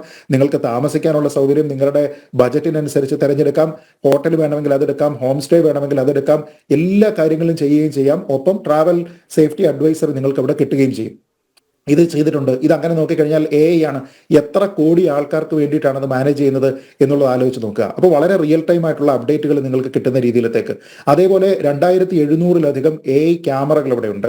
അതേപോലെ ഈ വെള്ളത്തിനുള്ളിലേക്ക് ആരും അങ്ങനെ ഒലിച്ചു പോവുകയും ഒന്നും ചെയ്യാതിരിക്കുന്നതിന് വേണ്ടിയിട്ട് വെള്ളത്തിനടിയിൽ സർവേലൻസ് നടത്തുന്ന അണ്ടർ വാട്ടർ ഡ്രോണുകളുണ്ട്. പിന്നെ മുകളിൽ പറക്കുന്ന 120 മീറ്റർ മുകളിലേക്ക് പോകുന്ന ഡ്രോണുകളുണ്ട്. അപ്പോൾ ഇവിടെ ഈ സ്റ്റാമ്പീഡുകളൊക്കെ തടയത്തക്ക രീതിയിലത്തേക്ക് എയർലി അലർട്ട് കൊടുക്കുന്ന രീതിയിലത്തേക്കുള്ള ഒരു സംവിധാനം കുംഭമേളയിൽ ഉണ്ട്.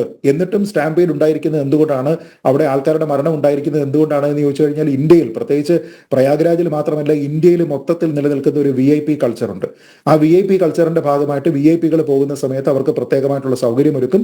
ക്യൂ നിയന്ത്രണാതീതമായിട്ട് പോകും. പിന്നീട് അങ്ങനെയുള്ള സമയത്ത് ഈ ബാരിക്കേഡുകൾക്ക് അവരെ കണ്ടെയ്ൻ ചെയ്യാനായിട്ട് കഴിയാതെ വരും. അങ്ങനെയാണ് അവിടെ അപകടമുണ്ടായത്. പക്ഷേ ആ അപകടത്തിൽ പോലും അതിനെ പ്രിവെന്റ് ചെയ്യുന്ന രീതിയിലത്തേക്കുള്ള ഏർലി വാർണിംഗ് സിസ്റ്റം എല്ലാം തന്നെ ഇവിടെ പ്രവർത്തിക്കുന്നത് AI പവേർഡ് ആയിട്ടാണ്. അപ്പൊ ഇതിനെപ്പറ്റി ഒരക്ഷരം പോലും അറിയാതെ, ഇതിനെപ്പറ്റി മനസ്സിലാക്കാതെ, നമ്മുടെ നാട്ടിലുള്ള ആചാരങ്ങളുടെ, ആരാധനയുടെ ഒക്കെ സൗന്ദര്യത്തിനെ വിദേശ രാജ്യങ്ങൾ വരെ അക്സെപ്റ്റ് ചെയ്തുകൊണ്ടിരിക്കുന്ന സമയത്താണ് ഇവിടെയുള്ള ആൾക്കാർ എന്തെങ്കിലും ഒരു കാര്യത്തിന് താരതമ്യം ചെയ്യണമെന്നുണ്ടെങ്കിൽ ഇത് പറയുന്നത്. ഇനി വേറെ പറയാമല്ലോ, ചൈനയിലുള്ള പിന്നെ ഭരണകൂടത്തിനെ പറ്റി കമ്പയർ ചെയ്തതിന് ശേഷം അവരെക്കാൾ കൂടുതൽ ഖ്യാതി ലോകത്തെത്തിച്ചിരിക്കുന്ന പിണറായി വിജയൻ ആണെന്ന് പറഞ്ഞ് ഇവിടെ തിരുവാതിര കളിക്കുകയല്ലേ, അല്ലെ? ഇദ്ദേഹം കൊടുങ്കാറ്റിൽ പറക്കുന്ന കഴുകനാണെന്ന് പറഞ്ഞിട്ട് നടക്കുകയല്ലേ? അപ്പൊ അങ്ങനെ നോക്കിയാൽ കമ്പാരിസൺ ഉണ്ട്. ഇനിയിപ്പോ പിന്നെ ചൈനയിലാണെങ്കിൽ ഞാൻ മനസ്സിലാക്കുന്ന അവിടുത്തെ ചൈനീസ് പ്രീമിയറിന്റെ മക്കളുടെ ഒന്നും പേര് മറ്റുള്ള ആൾക്കാർക്ക് ഇടുന്നതിൽ നിരോധനമാണ്. ഇവിടെ എന്തായാലും നിലവിൽ അത് വന്നിട്ടില്ല എന്നുള്ള വലിയൊരു സൗകര്യമുണ്ട്. ഞാൻ പറയുന്നത് കമ്പയർ ചെയ്യുകയാണെങ്കിൽ നിങ്ങൾ ആപ്പിളുമായിട്ട് കമ്പയർ ചെയ്യൂ, അല്ലാതെ ആപ്പിളും ഓറഞ്ചും തമ്മിലല്ല കമ്പയർ ചെയ്യേണ്ടത്. അങ്ങനെ വങ്കത്തരം പറയുന്ന, മണ്ടത്തരം പറയുന്ന ഒരു നേതാവായിട്ട് ഇദ്ദേഹമൊക്കെ മാറാൻ പാടില്ല. കാരണം പ്രതിപക്ഷ സ്വരം എന്ന് പറയുന്നത് പാർലമെന്റിലാണെങ്കിലും പുറത്താണെങ്കിലും ഒക്കെ തന്നെ ഏറ്റവും കൂടുതൽ റെലവെന്റ് ആയിട്ടുള്ള ഒരു കാര്യമാണ്. സർക്കാരിനെ തിരുത്തുന്നതിന് വേണ്ടി, സർക്കാരിനെ ഏതെങ്കിലും ഒരു കാര്യത്തിൽ കൂടുതലായിട്ട് നിങ്ങൾ ഈ മേഖലയിൽ ഇൻവെസ്റ്റ് ചെയ്യൂ എന്നൊക്കെ പറയുന്നതിന് വേണ്ടി ഉപയോഗിക്കേണ്ടുന്ന എനർജിയെ തെറ്റായിട്ട് പല കാര്യങ്ങൾക്ക് ഉപയോഗിക്കുകയാണ്. ഇതിന്റെ ഒരു ഉദാഹരണം കൂടി പറയാം. അതായത് നമ്മുടെ പാർലമെന്റിന്റെ പുതിയ ബിൽഡിങ്ങിലേക്ക് മാറുന്ന സമയത്ത്, അതിന്റെ ആ ഒരു ഇനോഗ്രേഷൻ ഒക്കെ നടക്കുന്ന സമയത്ത് നമ്മൾ അവിടെ കണ്ടതാണ് കുറേയധികം വിവിധ സന്യാസിമാരൊക്കെ തന്നെ അവിടെ പങ്കെടുത്തിരുന്നത്. അപ്പൊ അതിൽ BJP വിമർശിച്ചു വന്ന അവസാനം അത് മുഴുവൻ ഹിന്ദു വിരോധമായത് നമ്മൾ കണ്ടിട്ടുണ്ടാവും. അതായത് ഈ സന്യാസിമാരെ ക്ഷണിക്കുന്നു, അവരവിടെ പോകുന്നു, പങ്കെടുക്കുന്നു, തിരിച്ചു വരുന്നു. അവരെന്തെങ്കിലും തെറ്റ് ചെയ്തോ? നിങ്ങൾക്ക് രാഷ്ട്രീയമായിട്ട് വിമർശിക്കണമെങ്കിൽ ഇവരെ വിമർശിക്കണോ? അവരുടെ ധർമ്മത്തിനെ വിമർശിക്കണോ? അവരുടെ മതത്തിനെയോ ആചാരത്തിനെയോ നിങ്ങൾ വിമർശിക്കേണ്ടെന്ന് ആവശ്യമുണ്ടോ? അപ്പൊ പറഞ്ഞ് BJP എതിർക്കാൻ പൊളിറ്റിക്കൽ ടൂളായിട്ട് ഉപയോഗിച്ച് അവസാനം ഇത് കൊണ്ടുകെട്ടുന്നത് ഒരു ധർമ്മത്തിന്റെ, ഒരു മതത്തിന്റെ പേരിലാണ്. ഇത് ആദ്യമായിട്ട് വരുന്നതല്ലല്ലോ. ഇതിപ്പോ ഇവിടെ ശ്രീ പിണറായി വിജയൻ ആണെങ്കിലും, ശ്രീ പിണറായി വിജയന്റെ ഉറ്റ ചങ്ങാതിയായിട്ടുള്ള സ്റ്റാലിൻ ആണെങ്കിലും, ഇവർ രണ്ടുപേരും കൂടി ഇടുക്കിയിലോ മറ്റോ സ്ഥാപിച്ചിരിക്കുന്ന പെരിയാറിന്റെ ഒരു പ്രതിമയുണ്ട്. ആ പെരിയാർ ആണെങ്കിലും ഇപ്പോ ബ്രിട്ടാസ് ആണെങ്കിലും ഇങ്ങനെ നിരവധിയായിട്ടുള്ള ആൾക്കാർ ഇങ്ങനെ നിരന്തരം ഈ ഒരു ധർമ്മത്തിനെ അനാവശ്യമായിട്ട് പല സ്ഥലത്തും കൊണ്ടുവന്ന് വിമർശിച്ചുകൊണ്ടിരിക്കുക. ഞാൻ പറഞ്ഞത് നിങ്ങളുടെ പാർട്ടി, നിങ്ങളുടെ ഐഡിയോളജി ഒക്കെ ഉണ്ടാകുന്നതിന് മനുഷ്യൻ രേഖപ്പെടുത്തപ്പെട്ട ചരിത്രത്തിനേക്കാൾ മുമ്പുള്ള ഒരു സംഭവമാണ്. അതിന്റെ വൈവിധ്യം എന്താണെന്നുള്ളതിനെ പറ്റി മനസ്സിലാക്കി, അതിന്റെ ഇമ്പോർട്ടൻസിനെ പറ്റി മനസ്സിലാക്കി, അതുണ്ടാക്കുന്ന റവന്യൂ, എത്രയോ റവന്യൂ ആണ് ഉണ്ടാക്കുന്നത്. ഇപ്പൊ നാട് നന്നാവോ? പലരും ചോദിക്കത്തില്ലേ, ഇന്ത്യ റോക്കറ്റ് അങ്ങോട്ട് വിട്ട് കഴിഞ്ഞാൽ പട്ടിണി മാറുമോ എന്ന്. അപ്പൊ അങ്ങനെ ഉണ്ടാകുന്ന പണം മുടക്കുമ്പോൾ അവിടെ വീണ്ടും പണം ജനറേറ്റ് ചെയ്യുകയും ഒക്കെ ചെയ്യുന്ന രീതിയിലത്തേക്കുള്ള ഒരു ഫൈനാൻഷ്യൽ സൈഡും ഒക്കെ ഇതിനുണ്ട്. അപ്പൊ ഇതിനെ ഒന്നും മനസ്സിലാക്കാതെ, അതിനെ അപ്രീഷിയേറ്റ് ചെയ്യാതെ വെറുതെ കൂപമണ്ഡൂകങ്ങളായിട്ട് മാറുന്ന ആൾക്കാരോട് കഷ്ടം എന്ന് മാത്രമേ അവരോട് ആവർത്തിച്ച് പറയാനുള്ളൂ എന്നാണ് എനിക്ക് തോന്നുന്നത്. അതുകൊണ്ട് കമ്പയർ ചെയ്യുകയാണെങ്കിൽ നിങ്ങൾ അവിടെയുള്ള എയും ഇവിടെയുള്ള എയും തമ്മിൽ കമ്പയർ ചെയ്യണം. ഇനി ഒറ്റ കാര്യം കൂടി പറഞ്ഞ് അവസാനിപ്പിക്കുക. ഇപ്പൊ നമുക്കറിയാമല്ലോ, ഇത് കേട്ട് കഴിഞ്ഞാൽ തോന്നുന്നു നമ്മൾ സാങ്കേതിക വിദ്യയിൽ ഒന്നുമല്ല എന്ന്. ഇപ്പോൾ ചൈന അടക്കം വളരെ കുറച്ച് രാജ്യങ്ങൾ മാത്രമാണല്ലോ ഈ ചന്ദ്രനിൽ പോയി സോഫ്റ്റ് ലാൻഡ് ചെയ്തിട്ടുള്ളത്. അങ്ങനെ സോഫ്റ്റ് ലാൻഡ് ചെയ്തിരിക്കുന്നതിൽ പോലും ഏറ്റവും പണം കുറച്ച്, ഒരു ഹോളിവുഡ് സിനിമ എടുക്കുന്നതിനേക്കാൾ കുറവ് പണത്തിൽ ചെയ്തിരിക്കുന്ന രാജ്യം, അത് അച്ചീവ് ചെയ്തിരിക്കുന്ന രാജ്യം ഏതാണ്? ഇന്ത്യയാണ്. അപ്പൊ ഇത് നിങ്ങൾക്ക് പണമുള്ളത് കൊണ്ട് എന്തും സാധിക്കും എന്നതിനപ്പുറത്തേക്ക് അതിനെ ഒപ്റ്റിമൈസ് ചെയ്ത് ഇവിടെയുള്ള റിസോഴ്സസിനെ ഏറ്റവും നല്ല രീതിയിൽ ഉപയോഗിക്കുന്ന ഒരു സംവിധാനമാണ് ഇവിടെ ഉള്ളത്. ഇപ്പൊ നമ്മൾ നടന്നു വരും, ചിലപ്പോൾ ഇത്തിരി വൈകിട്ടായിരിക്കും വരുന്നത്. ഇപ്പൊ നമ്മുടെ കേന്ദ്രമന്ത്രി പറഞ്ഞിട്ടുണ്ടല്ലോ, നമ്മുടേതായിട്ടുള്ള ഒരു സംഭവം വരുന്നുണ്ട്, ഒരു 10 മാസം സമയമെടുക്കും. ആ സമയമെടുക്ക്, നമ്മുടെ സാധനം വരും. അപ്പൊ അതിന് വേണ്ടിയിട്ട് അതിനേക്കാൾ മുമ്പേ നിങ്ങൾക്ക് അത് വേണമെന്നുണ്ടെങ്കിൽ നിങ്ങൾ ചൈനയിലേക്ക് പൊക്കോളൂ. അതിന് വിരോധമുള്ള കാര്യമൊന്നുമില്ല. അല്ലെങ്കിൽ ചൈനയുടെ കാര്യം ഇവിടെ കിട്ടുമെന്നുണ്ടെങ്കിൽ ഉപയോഗിച്ചോളൂ. പക്ഷേ ഈ ചൈനീസ് സ്നേഹം എന്ന് പറയുന്നത് വളരെ രസകരമാണ്, കൗതുകകരമാണ്. അത് പണ്ട് കാലം മുതൽ തുടങ്ങിയതാണ്, ഇപ്പോഴും അത് വിട്ടിട്ടില്ല. അപ്പോൾ രസമാണ് പല ആൾക്കാരുടെ ലോയൽറ്റി എന്ന് മാത്രമേ പറയാനുള്ളൂ. ഓക്കെ, ചരിത്രകാരൻ പ്രൊഫസർ ഡോക്ടർ CI ഐസക്കും ചേരുന്നുണ്ട്. അദ്ദേഹം ടെലിഫോൺ ലൈനിലുണ്ട്. ഐസക് സാറേ, നിർദോഷകരമാണോ ഈ പ്രസ്താവന? ഈ പ്രസ്താവനയെ പറ്റി ഞാൻ പറയുകയാണെങ്കിലേ, ഈ ജോൺ ബ്രിട്ടാസ് ഉണ്ടല്ലോ, ബ്രിട്ടാസ് ഇത്രയും കുംഭമേളയിൽ നടന്ന സംഭവത്തെ പറ്റി ഇത്രയും കുംഭമേളയ്ക്ക് എത്രയോ വർഷം മുമ്പ് നടന്ന അരുവിത്ര പള്ളിയിലെയും അതുപോലെ പിന്നെ വിവിധ പള്ളികളിൽ നടന്ന വെടിക്കെട്ടാപടങ്ങൾ എത്ര പേര് മരിച്ചു, അതിനെപ്പറ്റി വ്യക്തമാകാൻ എന്താ? ഇതെന്നെ ഹിന്ദു എന്നെ വഴി കെട്ടിവെച്ച് ചെണ്ടയാണോ കൊട്ടാനായിട്ട്? അതേ എനിക്ക് പറയാനുള്ളൂ. അല്ല, ഇങ്ങനെ ഒരു താരതമ്യത്തിലൂടെ അതേ എന്തായിരിക്കും ഉദ്ദേശിച്ചിട്ടുണ്ടാവുക? സ്വാഭാവികമായിട്ടും അല്ലേ, കുംഭമേളയെ എഴുത്തിക്കാട്ടുക തന്നെയായിരിക്കില്ലേ ഉദ്ദേശ്യം? കുംഭമേളയ്ക്ക് ഹിന്ദുവിന്റെ പുറത്ത് എന്ത് കയറാമെന്ന് വെച്ചോണ്ടാണ് ഈ കുംഭമേള എഴുത്തിക്കാട്ടുന്നത്. ഈ പള്ളി നടന്ന ഈ വെടിക്കെട്ടപ്പടങ്ങളെ പറ്റി വല്ലതും അത്തങ്കപ്പള്ളി ഉൾപ്പെടെ ഉള്ള ഏതെങ്കിലും പള്ളിയെ വെടിക്കെട്ടപ്പടത്തിൽ വാ പൊളിച്ചിട്ടുണ്ടോ? അവൻ ചാപ്പാടിക്കാനല്ലേ വാ പൊളിക്കാറുള്ളൂ, വാ പൊളിച്ചിട്ടില്ലല്ലോ.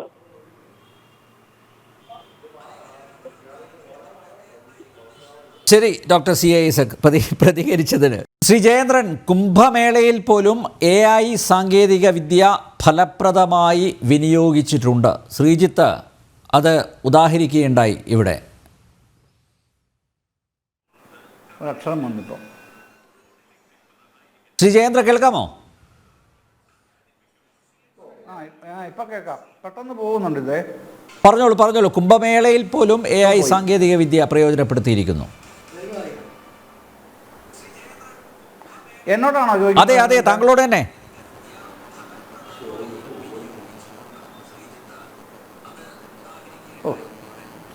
പിന്നെ പോയി. താങ്കളോടാണ്, പറഞ്ഞോളൂ.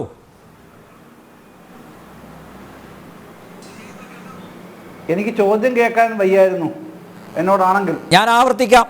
അതായത് ശ്രീജിത്ത് ഇവിടെ കൃത്യമായിട്ട് വിശദീകരിച്ച് പറഞ്ഞല്ലോ, കുംഭമേളയിൽ പോലും AI സാങ്കേതിക വിദ്യ ഫലപ്രദമായി ഇവിടെ വിനിയോഗിച്ചിരിക്കുന്നു. ചൈനയിൽ AI തിരമാലകൾ സൃഷ്ടിക്കുന്നതാണല്ലോ പറഞ്ഞത്.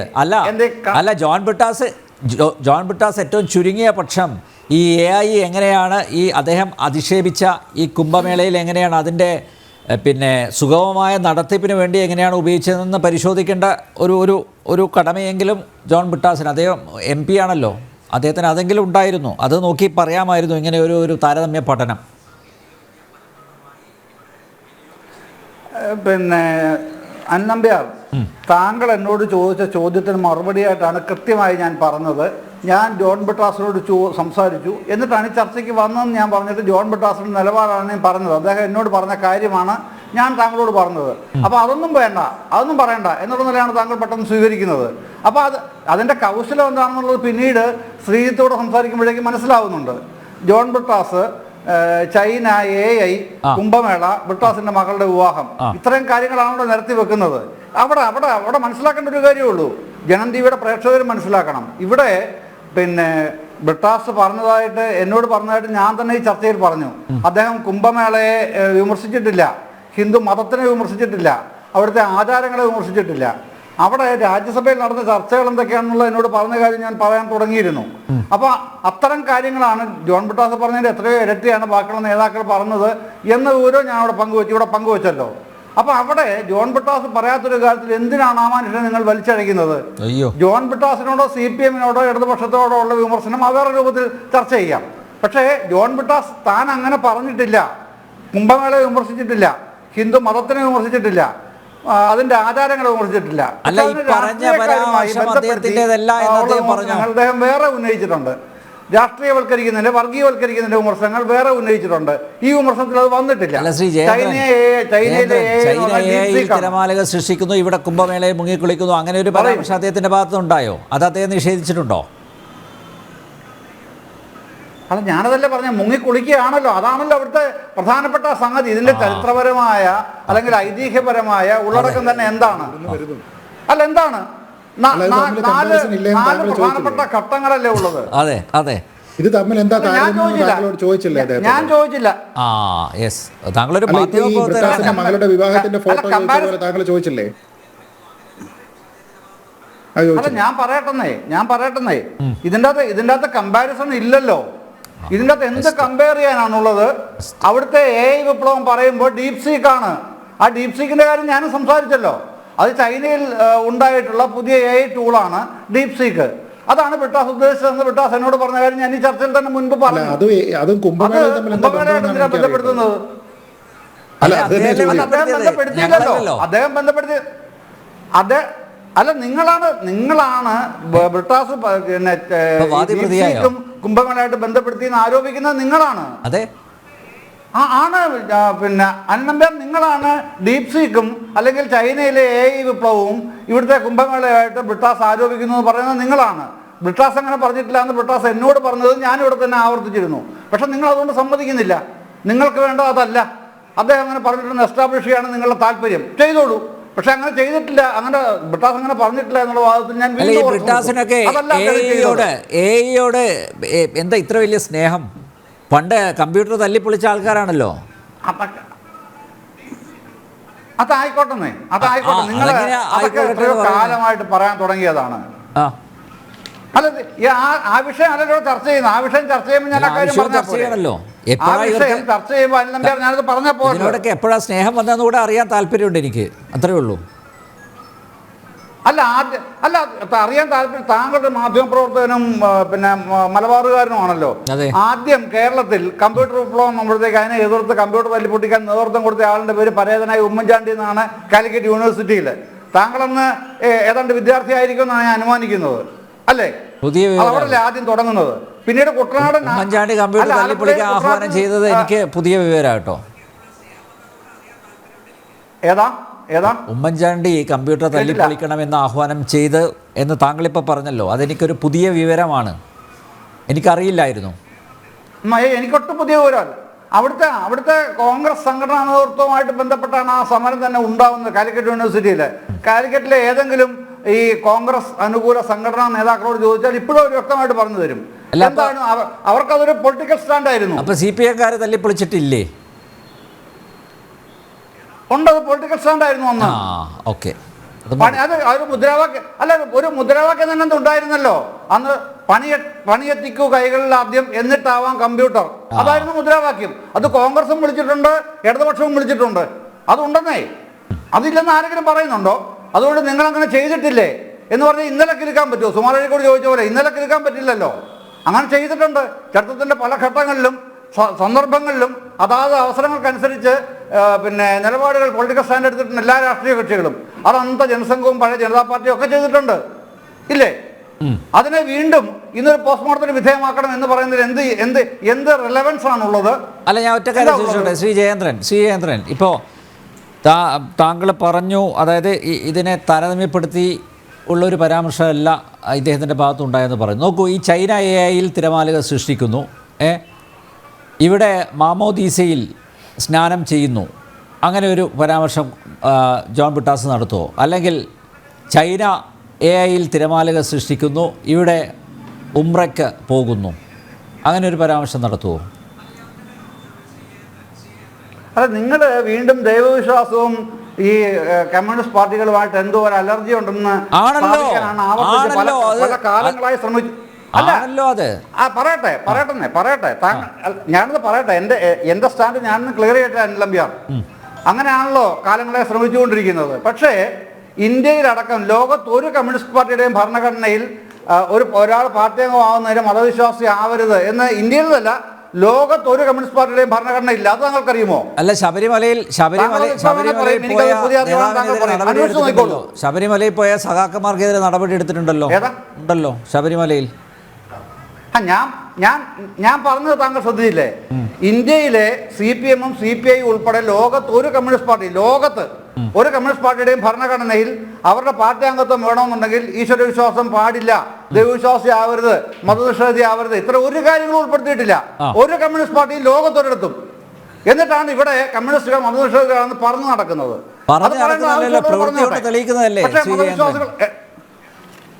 ഞാൻ പറഞ്ഞു നടക്കുന്നതല്ലോ, അവരുടെ പ്രവൃത്തിയിലൂടെ തെളിയിക്കപ്പെട്ടതല്ലേ അതൊക്കെ. താങ്കളിപ്പോ വിമർശിക്കുന്ന CPM-നാണല്ലോ. ആ CPM-ന്റെ ഭരണഘടന ഉൾപ്പെടെ പറഞ്ഞാൽ മതില്ല ഇപ്പൊ ഞാൻ. പക്ഷെ ഞാൻ അത് മാത്രമല്ല പറഞ്ഞത്, ഇന്ത്യയിലെയും ലോകത്തെയും മുഴുവൻ കമ്മ്യൂണിസ്റ്റ് പാർട്ടികളെയും കാര്യമാണ് പറഞ്ഞത്. ഒരു കമ്മ്യൂണിസ്റ്റ് പാർട്ടിയുടെയും ഭരണഘടനയിൽ ദൈവനിഷേധം വേണം, അല്ലെങ്കിൽ ഈശ്വരവിശ്വാസി ആവരുത്, മതനിഷേധി ആവണം പാർട്ടി അംഗത്വത്തിന് എന്ന് എവിടെയും പറഞ്ഞിട്ടില്ല. അതാ പറയുന്നത്. അതിനേക്കാൾ അപ്പുറം എന്ത് പറയണം? ഒരു പാർട്ടിയുടെ ഭരണഘടനയിലാണോ അത് വരേണ്ടത്? അത് CPM-ന്റെ എന്നല്ല, ഒരു കമ്മ്യൂണിസ്റ്റ് പാർട്ടികളുടെയും ഇന്ത്യയിലെന്നല്ല ലോകത്തൊരിടത്തും ഉണ്ടായിട്ടില്ല. അതാണ് അടിസ്ഥാന വസ്തുത. അല്ല അപ്പൊ ഈ ആ ഒരു സമീകരണം നിലനിൽക്കില്ല. അല്ല, ആ മതനിഷേധം പിന്നെ ആരാണ് കൊണ്ടുവന്നത്?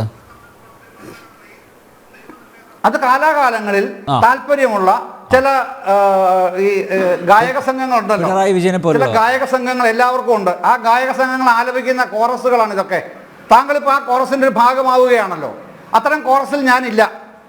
അതുകൊണ്ടാണ് ഞാൻ പറഞ്ഞത്, ഭരണഘടനാപരമായി ഒരു കമ്മ്യൂണിസ്റ്റ് പാർട്ടിയിലും ദൈവനിഷേധം, ദൈവവിശ്വാസം പാടില്ല എന്ന് എവിടെയും പ്രസ്താവിച്ചിട്ടില്ല. ഇന്ത്യയിൽ നിന്നല്ല, ലോകത്ത് എവിടെയും ഇല്ല. പക്ഷെ അതിൽ കോറസ് ഉണ്ട്. അങ്ങനെയാണെന്ന് പറയാൻ ഒരു കോറസ് ഉണ്ട്. ആ കോറസാണ് എസ്റ്റാബ്ലിഷ് ചെയ്യാൻ വീണ്ടും വീണ്ടും ശ്രമിച്ചുകൊണ്ടിരിക്കുന്നത്. പക്ഷെ അതുകൊണ്ട് കാര്യമില്ല. നിങ്ങൾ ഏതെങ്കിലും കമ്മ്യൂണിസ്റ്റ് പാർട്ടിയുടെ ഭരണഘടന എടുത്ത് നോക്കൂ. CPM-ന്റെ നോക്കിക്കോളൂ, CPI-യുടെ, ഇന്ത്യയിൽ മറ്റേ ഇടതുപക്ഷ പാർട്ടികൾ അവരുടെയൊക്കെ നോക്കിക്കോളൂ. ലോകത്ത് ഏത് ഭരണപക്ഷത്തോ പ്രതിപക്ഷത്തോ മുൻപ് ഭരണപക്ഷത്തോ ഉണ്ടായിരുന്നവരോ ഇപ്പോൾ മാഞ്ഞു പോയിട്ടുള്ളവരോ ആടെ നോക്കിക്കോളൂ. അവരാരും അതേസമയം യുക്തിവാദികൾ അവരാണ്. താങ്കളും ചോദ്യത്തിന്റെ ഒരു പ്രധാനപ്പെട്ട ഉത്തരം അവിടാണ്. യുക്തിവാദികൾ പറയാറുണ്ട് ഇവര് കുഴപ്പക്കാരാണ്. ആര്? മാർക്സിസ്റ്റുകൾ, കമ്മ്യൂണിസ്റ്റുകൾ, അവർ കുഴപ്പക്കാരാണ് എന്ന് പറയുന്നവര് ഈ യാന്ത്രിക യുക്തിവാദികളാണ്. യുക്തിവാദികളും കമ്മ്യൂണിസ്റ്റ് പാർട്ടിയിലുള്ളവരും കാലാകാലങ്ങളായി, എത്രയോ പതിറ്റാണ്ടുകളായി ആ നടക്കുന്ന ആശയ സമരത്തിന് ഒരന്തവും ഇപ്പോഴും ഇല്ല. അത് അവസാനിക്കുമെന്ന് വിചാരിക്കുകയും വേണ്ട. അത് നിരന്തരം തുടർന്നുകൊണ്ടേയിരിക്കും. യുക്തിവാദികളുടെ യാന്ത്രിക ഭൗതികവാദവും കമ്മ്യൂണിസ്റ്റുകളുടെ പ്രായോഗിക ഭൗതികവാദവും. അത്രേ ഉള്ളൂ. Okay, Shri RV Babu.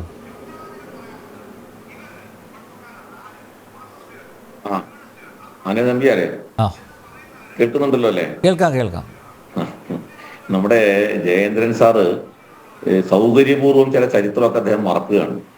പാർട്ടിയുടെ ഭരണഘടനയിൽ പാർട്ടി അംഗമാകാനായിട്ട് ഈശ്വരവിശ്വാസം തടസ്സമല്ല എന്ന് വന്നാൽ പാർട്ടിക്കകത്ത് പിന്നെ ആളുകൾ ഉണ്ടാവില്ല.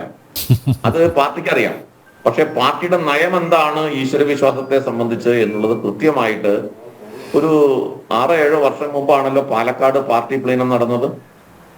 പാലക്കാട് പാർട്ടി പ്ലീനത്തിൽ പാർട്ടി പരസ്യമായിട്ട് ഇറക്കിയിട്ടുള്ള സർക്കുലർ ഉണ്ടല്ലോ, പാർട്ടി പ്രവർത്തകന്മാർക്ക് കൊടുത്തിട്ടുള്ള ഡയറക്ഷൻ ഉണ്ടല്ലോ, അത് പരസ്യമായിട്ട് കൊടുത്ത ഡയറക്ഷൻ ആണല്ലോ, പാർട്ടി തന്നെ കൊടുത്ത ഡയറക്ഷൻ ആണല്ലോ. എന്താണ്?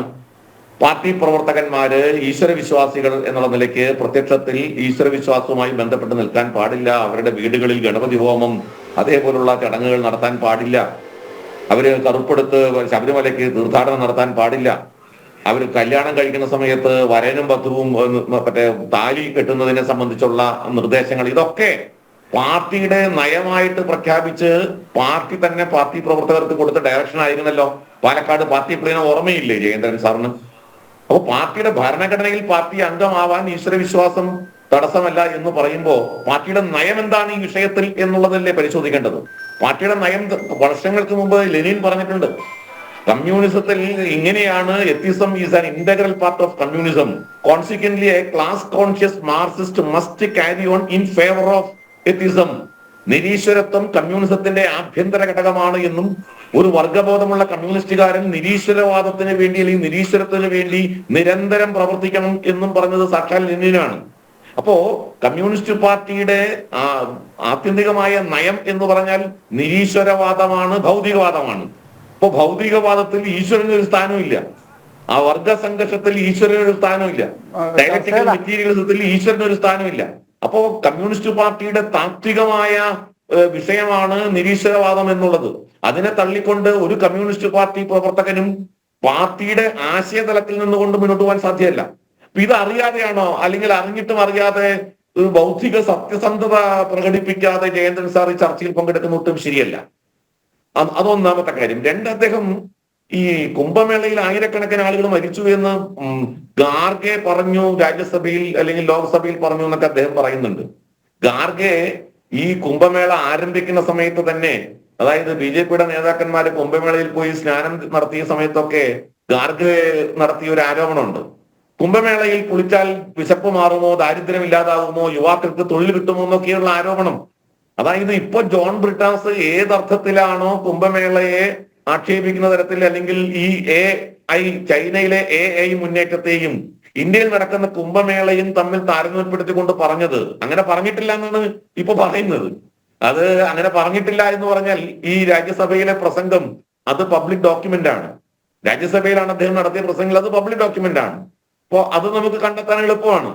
അതങ്ങനെ മറ്റു പത്രങ്ങളും അടക്കം, ഇപ്പൊ നോക്കുമ്പോ കേരള കൗമുദി റിപ്പോർട്ട് ചെയ്തിട്ടുണ്ട്. അത് കേരള കൗമുദി അടക്കമുള്ള പത്രങ്ങൾ അതിന് തെറ്റായിട്ട് അല്ലെങ്കിൽ ജോൺ ബ്രിട്ടാസിനെ ആക്ഷേപിക്കാൻ വേണ്ടി കൊടുത്ത ഒരു റിപ്പോർട്ടാണെന്നൊന്നും ഞാൻ വിചാരിക്കുന്നില്ല. അപ്പൊ അതുകൊണ്ട് ജോൺ ബ്രിട്ടാസ് പരസ്യമായി പറയട്ടെ. ഇപ്പോ അങ്ങനെ തെറ്റായിട്ട് അദ്ദേഹത്തെ ആക്ഷേപിക്കാനായിട്ട് സോഷ്യൽ മീഡിയയിൽ ഏതെങ്കിലും ഹാൻഡിൽ ശ്രമിച്ചിട്ടുണ്ടെങ്കിൽ ജോൺ ബ്രിട്ടാസ് ഒരു പരാതി കൊടുക്കട്ടെ.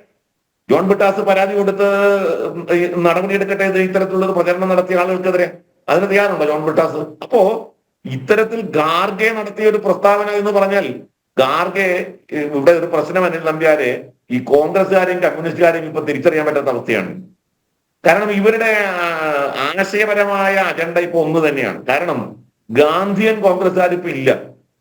മഹാത്മാഗാന്ധിയുടെ ആശയത്തിൽ നിലനിൽക്കുന്ന, അല്ലെങ്കിൽ ആ മഹാത്മാഗാന്ധിയുടെ തത്വാധിഷ്ഠിതമായ നിലപാട് എന്ന് പറയുമ്പോൾ അത് ഭാരതീയതയിൽ, ഭാരതത്തിന്റെ ദേശീയതയിൽ, സനാതന ധർമ്മത്തിലൊക്കെ അടിയുറച്ചു നിന്നുകൊണ്ടാണ് മഹാത്മാഗാന്ധി പ്രവർത്തിച്ചിട്ടുള്ളത്.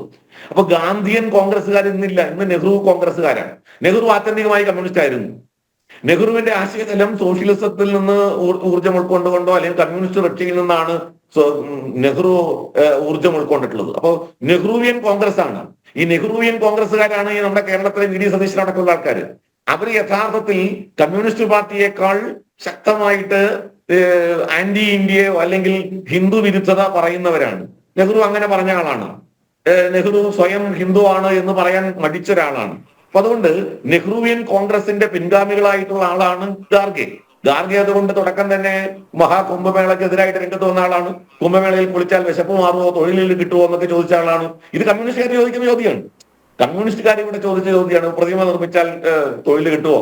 സർദാർ വല്ലഭായ് പട്ടേലിന്റെ പ്രതിമ നിർമ്മിച്ചപ്പോൾ ചോദിച്ചു, പ്രതിമ നിർമ്മിച്ചാൽ തൊഴിൽ കിട്ടുമോ? ആകാശത്തേക്ക് വാണം വിട്ടാൽ തൊഴിൽ കിട്ടുമോ എന്നൊക്കെ ചോദിച്ചല്ലേ ഇവര്. ഈ ചോദ്യങ്ങളൊക്കെ നമ്മൾ കണ്ടതാണ്. അതുകൊണ്ട് കമ്മ്യൂണിസ്റ്റ് പാർട്ടിയുടെ അതേ, ശരിക്കും പറഞ്ഞാൽ ഇതിന് രണ്ടിനെയും തിരിച്ചറിയാൻ പറ്റാത്ത രീതിയിൽ ഇവർ ഒന്നായി മാറിക്കഴിഞ്ഞു ഇന്ത്യയിൽ.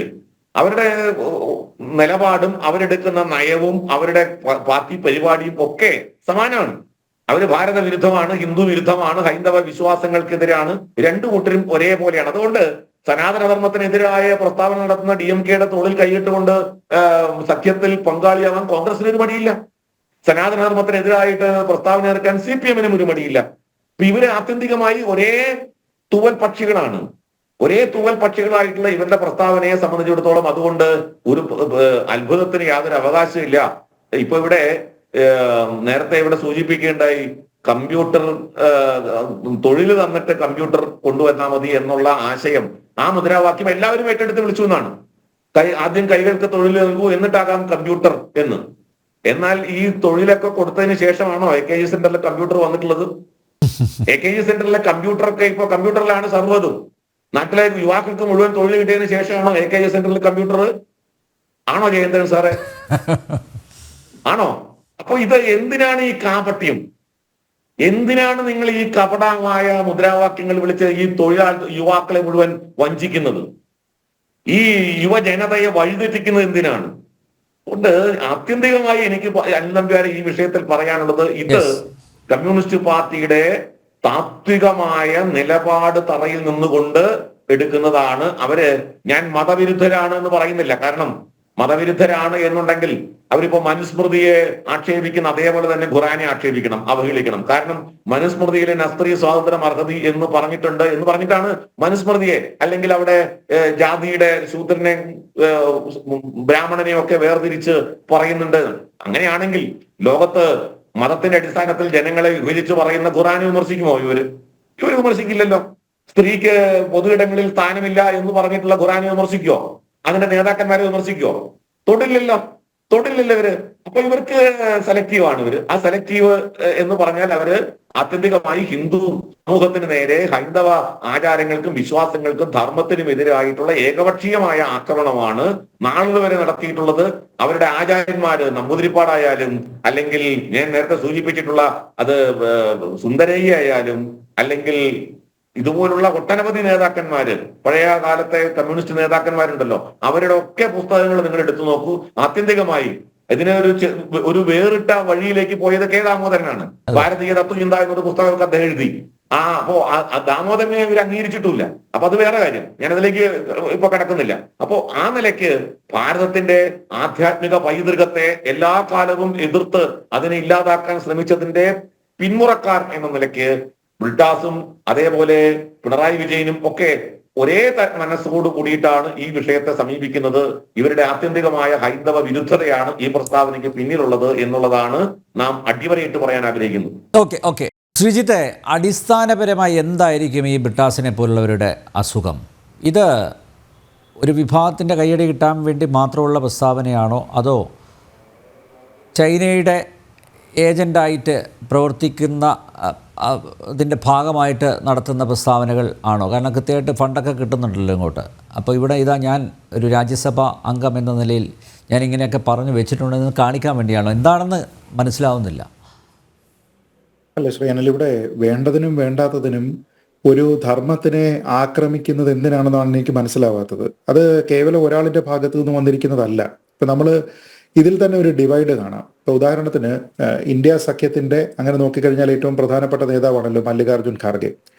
മല്ലികാർജുൻ ഖാർഗെ ആദ്യം മുതൽ തന്നെ കുംഭമേളയെ വിമർശിക്കുന്നുണ്ട്. കുംഭമേളയിൽ പോയി കഴിഞ്ഞാൽ പട്ടിണി മാറുമോ തുടങ്ങിയ പണ്ട് കമ്മ്യൂണിസ്റ്റുകാർ ചോദിച്ചുകൊണ്ടിരുന്ന പല ചോദ്യങ്ങളും ഇന്ന് മല്ലികാർജുൻ ഖാർഗെ ചോദിക്കുന്നുണ്ട്. അതേ സമയത്ത് തന്നെ അവിടുത്തെ അടുത്ത ഒരു പ്രധാനപ്പെട്ട നേതാവായിട്ടുള്ള അഖിലേഷ് യാദവിന് കുംഭമേളയിൽ പങ്കെടുക്കുന്നതിനോ അവിടെ പോയി സ്നാനം ചെയ്യുന്നതിനോ യാതൊരു വിധത്തിലുള്ള തടസ്സവുമില്ല. അപ്പൊ വിവിധ നേതാക്കന്മാർക്ക് വിവിധ രീതിയിലത്തേക്ക് ചിന്തിക്കാനുള്ള ഒരു സ്വാതന്ത്ര്യം അങ്ങനെയാണെങ്കിൽ ഇന്ത്യ മുന്നണിയിൽ ഉണ്ട് എന്ന് പറയേണ്ടി വരും. പക്ഷേ പല നേതാക്കന്മാരും ഇതേപോലെ ഹിന്ദു വിരുദ്ധമായിട്ട് സംസാരിക്കുന്നു, ഈ സനാതന ധർമ്മ വിരുദ്ധമായിട്ട് സംസാരിക്കുന്നു, ഇതിനെ ഒരു പതിവാക്കുന്നു. ഇത് നമ്മൾ നേരത്തെ ഞാൻ സൂചിപ്പിച്ചതുപോലെ വൺ ഓഫ് ഒരു ഇൻസിഡന്റ് അല്ല, മറിച്ച് ഇതൊരു തുടർച്ചയാണ്. ഇതിന് ഏതെങ്കിലും ഒരു സമയത്ത് ഒരു വിഘാതം ഉണ്ടായിട്ടില്ല, ഒരു തടസ്സം ഉണ്ടായിട്ടില്ല. ഇതിങ്ങനെ തുടർന്നുകൊണ്ട് വരികയാണ്. അനാവശ്യമായിട്ടുള്ള കമ്പാരിസൺസ് ആണ് വരുന്നത്. ഞാൻ ചോദിക്കുന്നത്, ശ്രീ ബ്രിട്ടാസ് സോഷ്യൽ മീഡിയയിൽ വളരെ ആക്റ്റീവായിട്ടുള്ള ഒരു പൊളിറ്റീഷ്യൻ കൂടിയാണ്. അപ്പോൾ അദ്ദേഹം ശ്രീ ജയചന്ദ്രനോട് പറഞ്ഞതുപോലെ അദ്ദേഹം ഇങ്ങനെ പറഞ്ഞിട്ടില്ല എന്നായിരുന്നുവെങ്കിൽ അദ്ദേഹത്തിനെതിരെ മാതൃഭൂമി അടക്കമുള്ള പത്രങ്ങൾ ഈ വിഷയവുമായി ബന്ധപ്പെട്ട് വാർത്ത അദ്ദേഹം ഇങ്ങനെ പറഞ്ഞിട്ടുണ്ട് എന്ന് പറഞ്ഞ് മാതൃഭൂമി അടക്കമുള്ള പ്രസിദ്ധീകരണങ്ങൾ വാർത്ത കൊടുക്കുകയും ആ വാർത്തയൊക്കെ ഇപ്പോഴും ഓൺലൈനിൽ അതേപോലെ തന്നെയുണ്ട്. അങ്ങനെ കൊടുക്കുകയും ഒക്കെ ചെയ്യുന്ന ഒരു സാഹചര്യത്തിൽ എന്തുകൊണ്ടാണ് അദ്ദേഹത്തിന് ഒരു വിശദീകരണക്കുറിപ്പ് എഴുതി തയ്യാറാക്കി അത് പ്രസിദ്ധീകരിക്കാൻ കഴിയാത്തത്? ഞാൻ ഇങ്ങനെ പറഞ്ഞിട്ടില്ല എന്ന് അദ്ദേഹത്തിന് പറയാമായിരുന്നു. കാരണം ഇവിടെ ഡാമേജ്ഡ് ആവുന്നത് അദ്ദേഹത്തിന്റെ വ്യക്തിത്വം മാത്രമല്ല, മറിച്ച് അദ്ദേഹം റെപ്രസെന്റ് ചെയ്യുന്ന പാർട്ടിയുടേത് കൂടിയാണ്. എങ്കിൽ അദ്ദേഹത്തിന് അത് പറയാമായിരുന്നു, ഇത് ഞങ്ങളുടെ ഇമേജിനെ തകർക്കുന്നതിന് വേണ്ടി ഉണ്ടാക്കിയിരിക്കുന്ന കാര്യമാണ് എന്ന് പറയാം. ഒന്ന്. രണ്ട്, തെറ്റായിട്ടുള്ള കാര്യമാണ് എങ്കിൽ ഇത് പ്രസിദ്ധീകരിച്ചിരിക്കുന്ന ഈ ചർച്ചയ്ക്ക് വഴി ഉണ്ടാക്കിയിരിക്കുന്ന മാധ്യമങ്ങൾക്കെതിരെ അദ്ദേഹം നിയമ നടപടികൾക്കും പോകേണ്ടതാണ്. കാരണം എന്താണ്, ഇത് മതപരമായിട്ടുള്ള ഒരു ഇഷ്യൂ അല്ലെങ്കിൽ ഒരു സ്പർദ്ധ അതൊക്കെ ഉണ്ടാക്കാൻ സാധ്യതയുള്ള ഒരു സ്റ്റേറ്റ്മെന്റ് ആണ്. അപ്പൊ അദ്ദേഹം അങ്ങനെ പറഞ്ഞിട്ടില്ല എങ്കിൽ അത് എന്തുകൊണ്ടാണ് പിന്നെ അങ്ങനെ വന്നത്? ഞാൻ ചോദിക്കുന്നത്, ഒരാൾ ഇതിനെപ്പറ്റി റിപ്പോർട്ട് ചെയ്യുന്ന സമയത്ത് അദ്ദേഹം ആ ഒരു പരാമർശം കുംഭമേള എന്നൊരു വാക്ക് തന്നെ അദ്ദേഹം അവിടെ പറഞ്ഞിട്ടില്ല എന്നാണ് എങ്കിൽ പിന്നെ എങ്ങനെയാണ് ഇത് ഈ റിപ്പോർട്ടിൽ കടന്നു വരിക? അങ്ങനെയാണെങ്കിൽ ബ്രിട്ടാസിനെ തകർക്കുന്നതിന് വേണ്ടി, അദ്ദേഹത്തിന്റെ ക്രെഡിബിലിറ്റി ഇല്ലാതാക്കുന്നതിന് വേണ്ടി, അദ്ദേഹത്തിനെ ആൾക്കാരെ ആക്രമിക്കട്ടെ എന്ന് കരുതി ആരെങ്കിലും മനഃപൂർവ്വം പ്ലാൻ ചെയ്യണമല്ലോ. അങ്ങനെ ചെയ്തു എന്നാണോ നമ്മൾ പറയുന്നത്? അപ്പൊ ഇതിൽ തനിക്ക് നേരെ ഉണ്ടാകുന്ന പത്രവാർത്തകൾ, തന്നെ ചുറ്റിപ്പറ്റി, തന്റെ പ്രസ്താവനയെ ചുറ്റിപ്പറ്റി ഉണ്ടാകുന്ന ചർച്ചകൾ, ഇതിനെപ്പറ്റി വളരെ അവെയർ ആയിരിക്കുന്ന, സോഷ്യൽ മീഡിയയിൽ സജീവമായിരിക്കുന്ന ഒരു രാഷ്ട്രീയക്കാരൻ കൂടിയായിട്ടുള്ള ശ്രീ ജോൺ ബ്രിട്ടാസ് ഈ വിഷയത്തിൽ പുലർത്തുന്ന ഒരു മൗനമുണ്ട്. അദ്ദേഹത്തിന് ശ്രീ ജയചന്ദ്രനോട് സംസാരിക്കുന്നതിന് കുഴപ്പമില്ല എന്നാണ് നമ്മൾ മനസ്സിലാക്കുന്നത്. വ്യക്തിപരമായിട്ട് പറയുകയാണ്. പക്ഷെ എന്തുകൊണ്ടാണത് ഇങ്ങനെ ഒരു ചർച്ചയ്ക്ക് ശ്രീ ജയചന്ദ്രൻ പോവുകയാണ് എന്ന് അറിഞ്ഞിട്ട് പോലും എന്തുകൊണ്ടാണ് അദ്ദേഹം അതിനെപ്പറ്റി ഒരു പ്രസ്താവന പോലും നടത്താത്തത് എന്നുള്ള ഒരു ചോദ്യമുണ്ട്. അത് വളരെ പ്രസക്തമായിട്ടുള്ള ഒരു ചോദ്യമാണ്.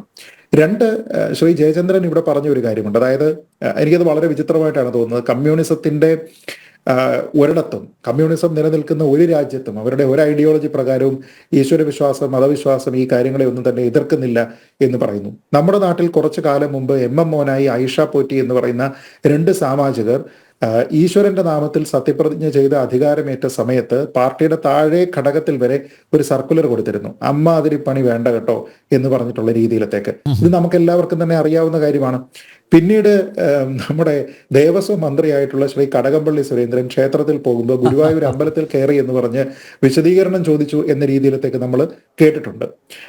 അതേപോലെ തന്നെ അദ്ദേഹം ഒരു ക്ഷേത്രത്തിൽ പോയി നിൽക്കുന്ന സമയത്ത്, അദ്ദേഹം ഒരു വിശ്വാസിയാണെന്ന് നമുക്കറിയാം, അങ്ങനെയുള്ള ഒരു മനുഷ്യന് ക്ഷേത്രത്തിൽ നട തുറക്കുന്ന സമയത്ത് അദ്ദേഹത്തിന് തൊഴണമെന്ന് ആത്മാർത്ഥമായിട്ടുള്ള ആഗ്രഹമുണ്ട്, പക്ഷെ അതിന് സാധിക്കാതെ നിൽക്കുന്നതൊക്കെ തന്നെ നമ്മൾ കണ്ടതാണ്. അങ്ങനെ വലിയ കഷ്ടം തോന്നും. ഈ രീതിയിലത്തേക്കുള്ള മതസ്വാതന്ത്ര്യം, ആരാധനാ സ്വാതന്ത്ര്യം ഒക്കെ തന്നെ അനുവദിക്കപ്പെടുന്ന ഒരു പാർട്ടി ആയിരുന്നുവെങ്കിൽ ഇങ്ങനെ എന്തിനാണ് ഇവരൊക്കെ ഭയക്കുന്നത് എന്നുള്ള പ്രധാനപ്പെട്ട ഒരു ചോദ്യമുണ്ട്. പിന്നെ അദ്ദേഹം പറഞ്ഞത് ലോകം മുഴുവനാണ്, അതായത് കമ്മ്യൂണിസം കേരളത്തിൽ മാത്രമല്ല ലോകം മുഴുവൻ എവിടെയൊക്കെ കമ്മ്യൂണിസം ഉണ്ടോ അവിടെ ഒന്നും തന്നെ ഈശ്വര വിശ്വാസത്തിനെയോ മതസ്വാതന്ത്ര്യത്തിനെയോ ഒന്നും തന്നെ എതിർക്കുന്നില്ല എന്ന്. അദ്ദേഹത്തിനോട് ഞാൻ വിനയപൂർവ്വം ചോദിക്കുകയാണ്, നമുക്കറിയാവുന്ന ലോകത്തുള്ള നിരവധി കമ്മ്യൂണിസ്റ്റ് നേതാക്കന്മാരുണ്ട് അല്ലേ, വിവിധ രാജ്യങ്ങളിൽ നിന്നുള്ള കമ്മ്യൂണിസ്റ്റ് നേതാക്കന്മാരുണ്ട്. ഈശ്വര വിശ്വാസികളായിട്ടുള്ള ആരാധനാലയങ്ങളിൽ പൊക്കോണ്ടിരുന്ന, ഇപ്പോഴും അല്ലെങ്കിൽ പോകുന്ന കുറേയധികം നമ്മൾ അറിയുന്ന കമ്മ്യൂണിസ്റ്റുകാരുടെ പേര് അദ്ദേഹത്തിന് പറയാൻ കഴിയുമോ? ഈ ലോക രാജ്യങ്ങളിൽ നിന്ന്, ഈ മാർക്സ് എന്നോ ഏംഗൽസ് എന്നോ എന്ത് വേണമെങ്കിലും പറഞ്ഞോളൂ. നമ്മൾ അങ്ങനെ ആരുടെയെങ്കിലും ആരാധനാലയങ്ങളിൽ പോകുന്ന മതവിശ്വാസികളായിട്ടുള്ള കുറേയധികം നമ്മളെല്ലാവരും അറിയുന്ന ആൾക്കാരുടെ പേര് അദ്ദേഹത്തിന് പറയാൻ കഴിയുമോ എന്നുള്ളത് ഒരു ചോദ്യം.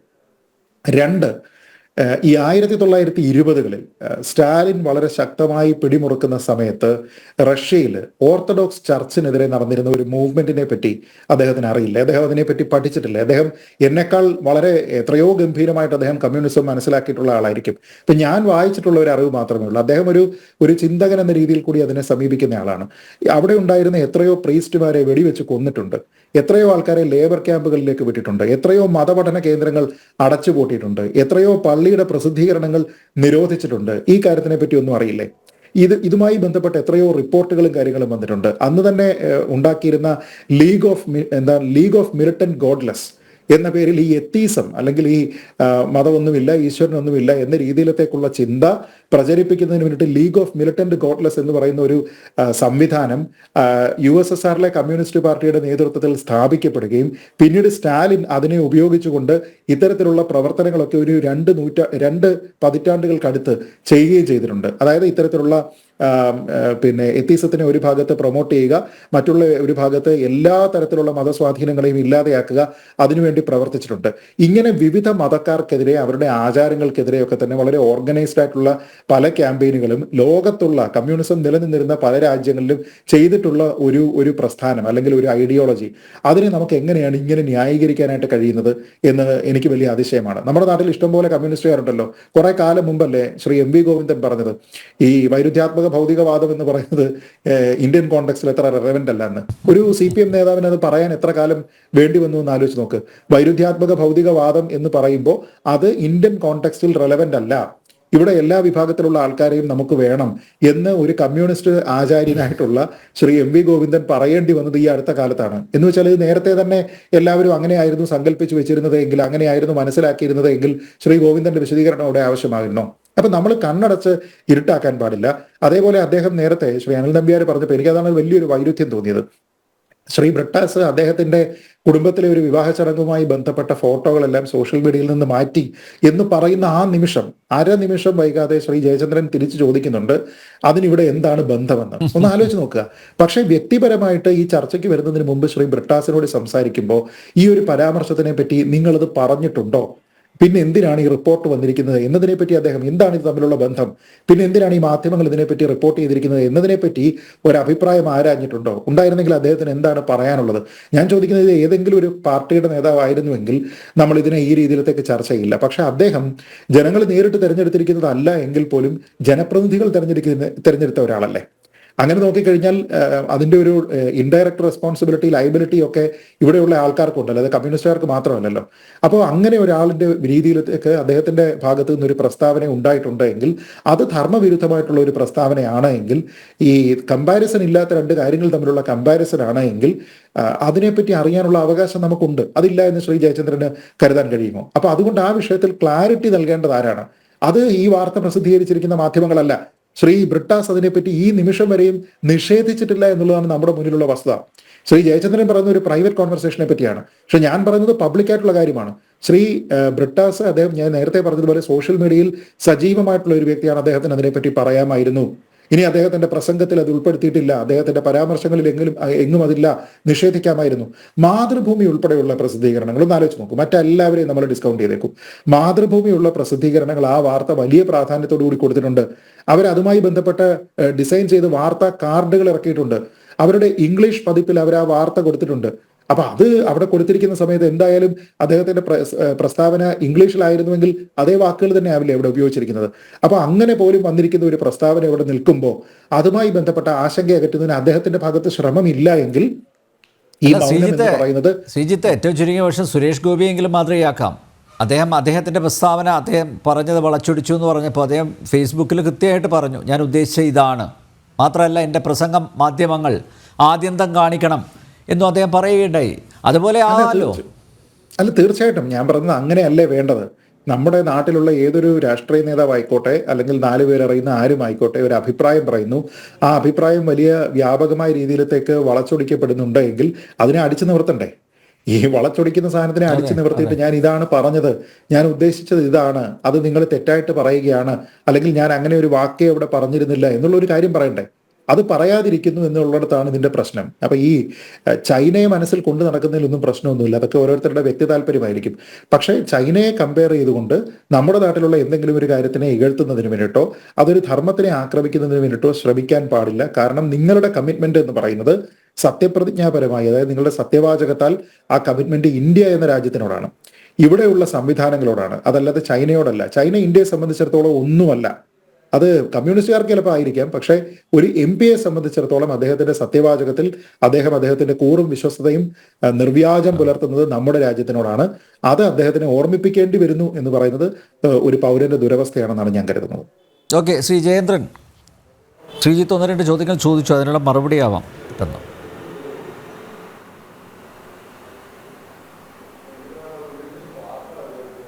കേൾക്കുന്നുണ്ടോ?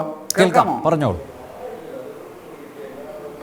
ഇടയ്ക്ക് തുടക്കം മുതൽ എനിക്ക് ഒരുപാട് ഡിസ്റ്റർബൻസ് ഉണ്ടായിരുന്നു നമ്മുടെ ഈ സംഭാഷണങ്ങൾ കേൾക്കുന്നതിനെ സംബന്ധിച്ച്. അതുകൊണ്ട് ഞാൻ ചോദിച്ചത്, ഞാൻ ശ്രീജിത്ത് നിർത്തിയെടുത്തു നിന്ന് തുടങ്ങാം എന്ന് വിചാരിക്കുന്നു. പിന്നെ ഇപ്പോൾ ആദ്യം ആരാണ്, RV ബാബു ആണ് പറഞ്ഞത്. അന്നമ്പ്യാർക്ക് ഞാനൊരു വീഡിയോ അയച്ചിട്ടുണ്ട്, ഇദ്ദേഹത്തിൻ്റെ മകളുടെ, ബ്രിട്ടാസിൻ്റെ മകളുടെ വിവാഹവുമായി ബന്ധപ്പെട്ട്. ഏതായാലും എനിക്ക് ഒരു കാര്യം ഉറപ്പിച്ച് പറയാൻ പറ്റും, നിങ്ങളെല്ലാവരോടുമായിട്ട്, ബ്രിട്ടാസിൻ്റെ ഫേസ്ബുക്ക് പേജിൽ നിന്ന് അങ്ങനൊരു വീഡിയോ അദ്ദേഹം അയച്ചിട്ടില്ല. അദ്ദേഹം അറിയാതെ മറ്റാരെങ്കിലും അയച്ചിട്ടില്ല. അത് അസന്നിഗ്ധമായി അസന്നിഗ്ധമായി തന്നെ പറയുകയാണ്, ബ്രിട്ടാസ് അങ്ങനൊരു വീഡിയോ അയച്ചിട്ടില്ല, മകളുടെ വിവാഹം എന്ന് പറഞ്ഞിട്ട് സംഗതി. 2, മകളുടെ വിവാഹം രജിസ്റ്റർ ചെയ്യായിരുന്നു ഡൽഹിയിൽ വെച്ച്.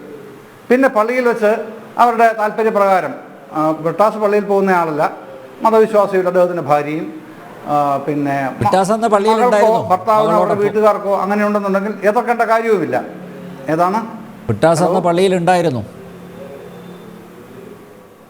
അതെ, ഞാൻ പറഞ്ഞു, രജിസ്ട്രേഷൻ ഡൽഹിയിൽ വെച്ചാണ് നടന്നത്. വിവാഹം സാറേ, നമ്മളൊക്കെ കണ്ടതല്ലേ, അദ്ദേഹം പള്ളിയിലുണ്ടായിരുന്നു. അതുകൊണ്ടല്ലേ പറയുന്നത്. അതല്ല, ആ തർക്കമല്ലല്ലോ, ബ്രിട്ടാസിന്റെ വീഡിയോ ആണല്ലോ ഒരു തർക്കം. ഞാനത് പറയണ്ട എന്ന് വിചാരിച്ചതാണ്. പക്ഷേ അതിന്റെ റിലവൻസ് എന്താണെന്ന് ഞാൻ ചോദിച്ചു എന്ന് ഇവിടെ ശ്രീജിത്ത് പറഞ്ഞുകൊണ്ട് മാത്രമാണ് ഞാൻ ഈ വിഷയത്തിലേക്ക് വരുന്നത്. അല്ലെങ്കിൽ ഞാൻ അതിപ്പോഴും പറയില്ല. കാര്യം അത് ഓരോരുത്തരുടെ വിഷയങ്ങൾ അങ്ങനെ എടുത്ത് ചർച്ച ചെയ്യണമെന്ന് നിങ്ങൾ തീരുമാനിച്ചാൽ, അല്ല അങ്ങനെ എടുത്ത് ചർച്ച ചെയ്യണമെന്ന് നിങ്ങൾ തീരുമാനിച്ചാൽ പിന്നെ എനിക്കറിയാവുന്ന കാര്യം ഞാൻ പറയണ്ടേ? അതാണ് ഞാൻ പറഞ്ഞത്. ബ്രിട്ടാസ് പിന്നെ ഇന്ത്യൻ പൗരനായ മലയാളിയായ മാധ്യമപ്രവർത്തകരാണ്. ഇപ്പോൾ CPIM സംസ്ഥാന കമ്മിറ്റി അംഗവും രാജ്യസഭാ അംഗവുമാണ്. എല്ലാവർക്കും അറിയുന്ന കാര്യമാണ്. അദ്ദേഹം രാജ്യസഭയിൽ അരമണിക്കൂർ പ്രസംഗിച്ചത് പിന്നെ ശ്രീജിത്ത് പണിക്കർ പറഞ്ഞതുപോലെ തന്നെ ഒരു ചാനലാണ് ഇങ്ങനെ ഒരു ടാഗ് ലൈൻ കൊടുത്ത് അവതരിപ്പിച്ചത്. അദ്ദേഹം ആ തരത്തിലല്ല സംസാരിച്ചതെന്ന് അദ്ദേഹം പറഞ്ഞതായിട്ട് ഞാൻ പറഞ്ഞല്ലോ. ഒരു ചാനൽ അങ്ങനെ ചെയ്തു, അവരാണ് ടാഗ് ചെയ്തത്. അങ്ങനെ അത് എന്തുകൊണ്ട് നിഷേധിച്ചില്ല? അപ്പോൾ അതാണല്ലോ താങ്കളുടെ ചോദ്യം. ഇപ്പോഴും താങ്കൾ ചോദിക്കുന്ന അതാണല്ലോ, ശ്രീജിത്ത് ചോദിക്കുന്ന അതാണല്ലോ.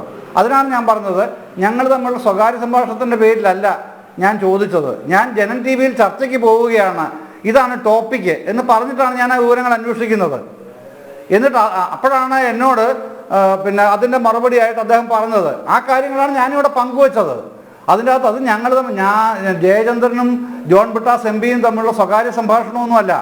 ഒരു പൊതു ചർച്ചയ്ക്കായിട്ട് ഞാൻ പോകുന്നു, ചാനൽ ചർച്ചയ്ക്കായിട്ട് പോകുന്നു എന്ന് പറഞ്ഞതിന് തന്നെയാണ് അദ്ദേഹം എന്നോട് പ്രതികരിച്ചത്. ആ പ്രതികരണമാണ് ഞാൻ ഇവിടെ ഉദ്ധരിക്കുകയും ചെയ്തത്. ശ്രീ ജയേന്ദ്രൻ അതെന്തുകൊണ്ട് വിശദീകരണത്തിന് അദ്ദേഹം തയ്യാറാവുന്നില്ല? അദ്ദേഹം ഇതാ നോക്കൂ, 3 മണിക്കൂർ മുമ്പ് അദ്ദേഹത്തിന്റെ അവസാനത്തെ പോസ്റ്റ് ഇട്ടിരിക്കുക. നേരത്തെ ശ്രീജിത്ത് പറഞ്ഞതുപോലെ സോഷ്യൽ മീഡിയയിൽ അദ്ദേഹം വ്യാപൃതനായിരിക്കുന്ന ഒരു വ്യക്തിയാണ്. അദ്ദേഹത്തിന് ഇതൊരു കോൺട്രവേഴ്സിയായ സാഹചര്യത്തിലെങ്കിലും അദ്ദേഹത്തിന് ഫേസ്ബുക്കിൽ ഒരു പോസ്റ്റ് ഇടാനുള്ള സമയം കിട്ടാത്തത് കൊണ്ടല്ലല്ലോ. അദ്ദേഹത്തിന് വേണമെങ്കിൽ ആവാലോ. 3 മണിക്കൂർ മുമ്പ് ഒരു പോസ്റ്റ് ഇട്ടിട്ടുണ്ട് അദ്ദേഹം. അല്ല അനിൽ നമ്പ്യാർ, നിങ്ങളാണത് കോൺട്രവേഴ്സിയാണെന്ന് പറയുന്നത്. എന്തിനാണ് ഒളിച്ചു വെക്കുന്നത്? അതൊരു കോൺട്രവേഴ്സിയാണെന്ന് കാണുന്ന ആളല്ല ജോൺ ബ്രിട്ടാസ് എന്നാണ് ഞാൻ അദ്ദേഹത്തോട് സംസാരിച്ചപ്പോൾ എനിക്ക് മനസ്സിലായത്. ഞാൻ അദ്ദേഹം പറഞ്ഞ കാര്യങ്ങൾ ഞാൻ ഇവിടെ പറയുകയും ചെയ്തു. നിങ്ങൾ വീണ്ടും പറഞ്ഞത് കോൺട്രവേഴ്സിയാണെന്ന്. പക്ഷെ അദ്ദേഹം അങ്ങനെ അത് കരുതുന്നില്ല. അതുകൊണ്ടാണ് പ്രതികരിക്കാത്തത്. ഞാൻ ചോദിച്ചതുകൊണ്ട് ഞങ്ങൾ തമ്മിലുള്ള അടുപ്പം വെച്ച് അദ്ദേഹം മറുപടി പറഞ്ഞു. അത്രയോ അങ്ങനെ ഞാൻ വിചാരിക്കുന്നുള്ളൂ. അല്ലാതെ അദ്ദേഹം അതിന് ഇനിയും മറുപടി പറയും എന്ന് ഞാൻ കരുതുന്നുമില്ല. അതെ, ഞാൻ ഈ പൊതുവായിട്ട് വന്ന് സംസാരിക്കാൻ പോകുന്ന വിഷയത്തെ പറ്റിയാണ് ഞങ്ങൾ ടെലിഫോണിൽ സംസാരിച്ചത്. അത് താങ്കൾക്ക് വേണമെങ്കിൽ സ്വകാര്യം പറയാം. എന്റെ ബോധ്യമാണ് ഞാൻ പറഞ്ഞത്. അദ്ദേഹത്തോട് സംസാരിച്ചപ്പോ ഏതാണ് അദ്ദേഹത്തെ സംബന്ധിച്ചിടത്തോളം ഇതൊരു വിഷയമല്ല. അദ്ദേഹം ഇതില് അല്ല അദ്ദേഹത്തെ ഇതൊരു വിഷയമായിട്ട് അദ്ദേഹം കണക്കാക്കുന്നതായിട്ട് എനിക്ക് തോന്നിയില്ല. അതാണ് ഞാൻ പറഞ്ഞത്. പിന്നെ RV ബാബു ചില പ്രധാനപ്പെട്ട വിമർശനങ്ങൾ ഉന്നയിച്ചിട്ടുണ്ട്. സ്വാഭാവികമായും പിന്നെ അത് അദ്ദേഹത്തിൻ്റെ ഒരു പരിചിതമായ വലയത്തിനകത്ത് അല്ലെങ്കിൽ അദ്ദേഹത്തിൻ്റെ വായനയിലും വിലയിരുത്തലിലുമൊക്കെ അതൊരു പക്ഷേ ശരിയാവുകയും ചെയ്തിരിക്കാം. പ്ലീനം എന്നൊക്കെ അദ്ദേഹം പറഞ്ഞ കാര്യങ്ങൾ, അത് ഈ പ്ലീനം ഞാൻ പറഞ്ഞത് എന്താണ് സാർ, ഞാൻ വ്യക്തമായിട്ടാണ് പറഞ്ഞത്. അത് തെറ്റായിട്ടാണ്, എന്നെ മിസ്കോട്ട് ചെയ്യുകയാണ് ശ്രീജിത്ത് ഇപ്പൊ ചെയ്തിരിക്കുന്നത്. ഞാൻ പറഞ്ഞത് മറ്റു രാജ്യങ്ങളിൽ അല്ലെങ്കിൽ ഞാനതാണ് പറഞ്ഞത്. അതാണ് താങ്കൾക്കത് സ്ട്രൈക്ക് ചെയ്തു. ഒരു കമ്മ്യൂണിസ്റ്റ് പാർട്ടിയുടെയും ഭരണഘടനയാണല്ലോ ഒരു രാഷ്ട്രീയ കക്ഷി നിർവചിക്കുന്നത്. അതിൻ്റെ ഭരണഘടനയാണ്. അതിൻ്റെ പ്ലീനമോ ഏതെങ്കിലും സംഘടനാ കമ്മിറ്റികളോ അതത് കാലത്തെ തീരുമാനങ്ങളോ ഒന്നുമല്ല. ആ രാഷ്ട്രീയ കക്ഷി നിർവചിക്കുന്നത് എന്താണ് ആ പാർട്ടി എന്ന് നമ്മൾ മനസ്സിലാക്കി തരുന്നത് അതിൻ്റെ ഭരണഘടനയാണ്. അതാണ് ഞാൻ പറഞ്ഞത്. ആ ഭരണഘടനയിൽ ഒരു കമ്മ്യൂണിസ്റ്റ് പാർട്ടി അംഗത്വം ഒരാൾക്ക് ലഭിക്കുന്നതിന് ദൈവവിശ്വാസം തടസ്സമല്ല. അങ്ങനെ ഒരു കമ്മ്യൂണിസ്റ്റ് പാർട്ടിയുടെയും ഭരണഘടന പറയുന്നില്ല. ബാക്കിയുള്ള കാര്യങ്ങളൊക്കെ ഇപ്പോൾ താങ്കളിപ്പോൾ ഐഷ പോറ്റിയുടെ കാര്യം പറഞ്ഞു. ഐഷ പോറ്റി ഇപ്പോൾ ഒരു പിന്നെ ഈ ഹൈറാർക്കിയിലും പാർട്ടി ഹൈറാർക്കിയിലും നിൽക്കുന്നില്ലല്ലോ. നിങ്ങൾക്ക് നേരിട്ട് ചോദിക്കാമല്ലോ, ഫോൺ ചെയ്ത് ചോദിക്കാമല്ലോ, എന്താണ് നിങ്ങളെ അങ്ങനെ വിലക്കിയത്? അല്ല അതല്ല അവർ പറയും അല്ല ഡിസിപ്ലിനറി മെഷേഴ്സ് എന്ന് പറഞ്ഞ എല്ലാ രാഷ്ട്രീയ പാർട്ടികൾക്കും ഉണ്ട്. അത് BJPക്കും ഉണ്ട്. കോൺഗ്രസിന് കുറെ അയഞ്ഞ സ്വഭാവമാണ്. ജനാധിപത്യ പാർട്ടി എന്ന് അവർ തന്നെ അവകാശപ്പെടും. പക്ഷെ BJPയോ അല്ലെങ്കിൽ കമ്മ്യൂണിസ്റ്റ് പാർട്ടികളോ ഒന്നും ജനാധിപത്യ പാർട്ടികളാണെന്ന് പറയാറില്ല. ഏതാണ് അല്ല, എന്റെ ചോദ്യം അതായിരുന്നില്ല. എന്റെ ചോദ്യം, മതവിശ്വാസികളായിട്ടുള്ള ആൾക്കാർക്ക് പ്രവർത്തിക്കുന്നതിന് പാർട്ടിയിൽ യാതൊരു വിധത്തിലുള്ള തടസ്സവും പാർട്ടിയുടെ ഭരണഘടനയിൽ ഇല്ല എങ്കിൽ പിന്നെ അവര് ഈശ്വര വിശ്വാസത്തിൽ ദൈവനാമത്തിൽ സത്യപ്രതിജ്ഞ ചെയ്യുന്ന പറഞ്ഞാൽ അത് ഡിസിപ്ലിനറി ആക്ഷൻ ആവുന്നത് എങ്ങനെയാ? അല്ല ഞാനതാണ് പറഞ്ഞു വന്നത്. ഈ ഡിസിപ്ലിനറി മെഷേഴ്സ് അതാണ് ഞാൻ ഈ കേഡർ പാർട്ടിയുടെ കാര്യം പറഞ്ഞത്. ഏതൊരു കേഡർ പാർട്ടിക്കും ഉണ്ടാവും ഡിസിപ്ലിനറി മെഷേഴ്സ്. അച്ചടക്ക സംവിധാനത്തിൽ അതിൻ്റെ ഭാഗമായിട്ടുണ്ടാകുന്ന നിരവധി ഇടപാടുകൾ ഓരോ രാഷ്ട്രീയ കക്ഷികൾക്കും കാണും. പ്രത്യേകിച്ച് കേഡർ സ്വഭാവമുള്ള പാർട്ടികൾക്കെല്ലാം കാണും. അത് കാലാകാലങ്ങളിൽ അതത് നേതൃത്വങ്ങൾ കാലാകാലങ്ങളിലെ നേതൃത്വങ്ങളാണ് തീരുമാനിക്കുന്നത് ഏത് തരത്തിലാണ് ഡിസിപ്ലിനറി മെഷേഴ്സ് വേണ്ടത്. അതിൻ്റെ സ്ഥിരം പിന്നെ വാർപ്പ് മാതൃകയൊന്നുമില്ല ഒരു രാഷ്ട്രീയ കക്ഷിക്കും. അച്ചടക്ക നടപടികൾ എക്കാലവും മാറി മാറി വരാം പല നിലയ്ക്കും. കുഴപ്പമില്ലല്ലോ. അപ്പൊ അത് തെറ്റായില്ലല്ലോ. അല്ല, ഭരണഘടനയിൽ മതസ്വാതന്ത്ര്യം ആകാമെന്നാണ് പറഞ്ഞത്. മതനിരാസമില്ല, അതുകൊണ്ട് തന്നെ ആര് ഭരിക്കാൻ മതനിഷേധം കഴിഞ്ഞാലും വേണമെന്നില്ല. അതിന് വിരുദ്ധമായിട്ട് പെരുമാറാൻ കഴിയില്ലല്ലോ. ആർക്ക്? ആ പാർട്ടിയെ നിയന്ത്രിക്കുന്ന ആർക്കും. ശ്രീജിത്ത്, അതുകൊണ്ടാണ് ജയേന്ദ്ര സാറേ, അങ്ങനെയാണെങ്കിൽ പറയൂ സാർ. പാർട്ടി പ്ലീനത്തിലെടുത്ത നിലപാട്, ഐഷ പോറ്റിക്കെതിരെടുത്ത നിലപാട്, അതേപോലെ വേറൊരാളുണ്ടല്ലോ എം എം മോനായിക്കെതിരെ എടുത്ത നിലപാട്, കടകംപള്ളി സുരേന്ദ്രനെതിരെടുത്ത നിലപാട്, ഇതെല്ലാം ഭരണഘടനാ വിരുദ്ധമാണ് എന്ന് സമ്മതിക്കുന്നുണ്ടോ? പാർട്ടിയുടെ ഭരണഘടനാ വിരുദ്ധമായ നിലപാടാണ് ഇതൊക്കെ. ഭരണഘടന അല്ല, പ്ലീനം എന്ന് പറഞ്ഞാൽ എങ്ങനെ പ്ലീനം നടത്താൻ പറ്റുന്നത്? ഒരു സംസ്ഥാന കമ്മിറ്റിയോ കേന്ദ്ര കമ്മിറ്റിയോ പൊളിറ്റ് ബ്യൂറോയോ കൂടി തീരുമാനിച്ചാൽ നടത്താൻ പറ്റുന്നതാണോ പ്ലീനം? അല്ല, അത് പാർട്ടി കോൺഗ്രസുകളാണ് തീരുമാനിക്കുക പ്ലീനം നടത്താൻ. ജയേന്ദ്രൻ സാർ, ഞാൻ പറയുന്നത് പാർട്ടിയുടെ ഒരു സമ്മേളനമാണല്ലോ, അതിന് പ്ലീനമെന്നോ മറ്റെന്തോ വിളിച്ചോളൂ. പാർട്ടി സമ്മേളനം പാർട്ടി ഭരണഘടനയ്ക്കെതിരായിട്ടുള്ള ഡയറക്ഷൻ പുറപ്പെടുവിക്കുന്നു. അങ്ങനെയാണെങ്കിൽ അത് ഭരണഘടനാ വിരുദ്ധമാണ് എന്ന് പറയണ്ടേ? അല്ല, ഞാനൊന്ന് പറയട്ടെ, ഒന്ന് താങ്കളൊന്ന് കേൾക്കൂ. അവസാനിപ്പിക്കാം. അതായത് ഈ അല്ല, ചില ഈ പാർട്ടി ടെർമിനോളജികളുണ്ട് ഈ കമ്മ്യൂണിസ്റ്റുമായിട്ട് ബന്ധപ്പെട്ട, കമ്മ്യൂണിസ്റ്റ് പാർട്ടികളുമായിട്ട് ബന്ധപ്പെട്ട്. അതിലൊന്നാണ് ഈ പ്ലീനം. അത് തീരുമാനിക്കുന്നത് പാർട്ടി കോൺഗ്രസുകളാണ്. പാർട്ടി കോൺഗ്രസുകൾ ചർച്ചയ്ക്കൊടുവിൽ ഇന്ന അജണ്ട വെച്ച് ഒരു പ്ലീനം ചേരണം, തെറ്റുതിരുത്തൽ രേഖയ്ക്ക് ഒരു പ്ലീനം, അങ്ങനെ ഒരു പ്ലീനം, പാലക്കാട് മറ്റൊരു അച്ചടക്കത്തിന് വേറൊരു പ്ലീനം, അതൊക്കെ അതത് പാർട്ടി സമ്മേളനങ്ങൾ, പാർട്ടി കോൺഗ്രസുകൾ തീരുമാനിക്കുന്ന രീതിയിൽ ചേരുന്നതാണ്. അതൊക്കെ ഭരണഘടനയ്ക്ക് കീഴിൽ നിൽക്കുന്നതാണ്. ഏറ്റവും മുകളിൽ നിൽക്കുന്നത് ഏത് പാർട്ടിയുടെയും ഭരണഘടന തന്നെയാണ്. അതാണ് ഞാൻ പറഞ്ഞത്, ഒരു പാർട്ടിയെ നിർവചിക്കുന്നത് ആ പാർട്ടിയുടെ ഭരണഘടനയാണ്. അതിനെ വ്യാഖ്യാനിക്കാൻ പല രൂപത്തിൽ കഴിയും, പക്ഷെ നിർവചിക്കപ്പെടുന്നത് ആ ഭരണഘടനയിൽ തന്നെയാണ്. അവിടെയാണ് ഞാൻ പറഞ്ഞത്. അതുകൊണ്ട് CPIM എന്ന് പറയുന്നത് എന്നാലും നമുക്ക് ഇവിടെ അവസാനിപ്പിക്കാം. ശ്രീ അനിൽ, 2017 ഇപ്പം 8 വർഷമായല്ലോ, വേണമെങ്കിൽ നിഷേധിക്കായിരുന്നു. 2017 മനോരമയിലെ ഒരു വാർത്ത, മന്ത്രി കടകംപള്ളി സുരേന്ദ്രന്റെ ഗുരുവായൂർ സന്ദർശനം വിവാദമാക്കേണ്ടതില്ലെന്ന് CPM സംസ്ഥാന സെക്രട്ടേറിയറ്റ്, മന്ത്രിക്കെതിരെ നടപടിയെടുക്കേണ്ട സാഹചര്യമില്ലെന്നും യോഗം വിലയിരുത്തി. ക്ഷേത്രാചാരങ്ങൾ ചിലർ അനാവശ്യമായി വിവാദമാക്കുകയാണെന്നാണ് മന്ത്രി കടകംപള്ളി സുരേന്ദ്രൻ നൽകിയ വിശദീകരണം. ഒരു അമ്പലത്തിൽ കയറിയതിന് പേരിൽ പാർട്ടി ഒരാളുടെ വിശദീകരണം ചോദിച്ചു എന്ന്, അത് കൊടുക്കേണ്ടി വന്ന അതിന് ഗതികേടെന്നാണ് പറയുന്നത്, മതസ്വാതന്ത്ര്യം എന്നല്ല. ശ്രീ ജയചന്ദ്രൻ, ഗതികേടാണത്, മതസ്വാതന്ത്ര്യമല്ല. യെസ് മിസ്റ്റർ ബ്രിട്ടാസ്, എന്തായാലും നിങ്ങൾക്ക് എത്ര വലുതാണ് നിങ്ങളുടെ വിശ്വാസ പ്രമാണങ്ങൾ, അതുപോലെ തന്നെയാണ് ഞങ്ങളുടെ വിശ്വാസ പ്രമാണങ്ങൾ. ഇപ്പോൾ കുംഭമേളയെ അധിക്ഷേപിച്ചതുകൊണ്ട് കുംഭമേളയുടെ മഹത്വം ഇവിടെ ഇടിയുന്നില്ല. പക്ഷേ ഒരു കാര്യം, അതായത് ചോറ് ഇവിടെയും കൂറ് ചൈനയോടും, അത് വേണ്ട. ബ്രിട്ടാസ് ഇക്കാര്യത്തിൽ ഒരു വിശദീകരണം അടിയന്തരമായി തരുന്നതായിരിക്കും ഏറ്റവും ഉചിതം എന്ന് അദ്ദേഹത്തോട് പറഞ്ഞു വയ്ക്കുന്നു. ജനറൽ ഡിബേറ്റിയുടെ പൂർണ്ണമാകുന്നു. ചർച്ചയിൽ പങ്കെടുത്ത എല്ലാ അതിഥികൾക്കും നന്ദിയൊപ്പം പ്രേക്ഷകർക്കും.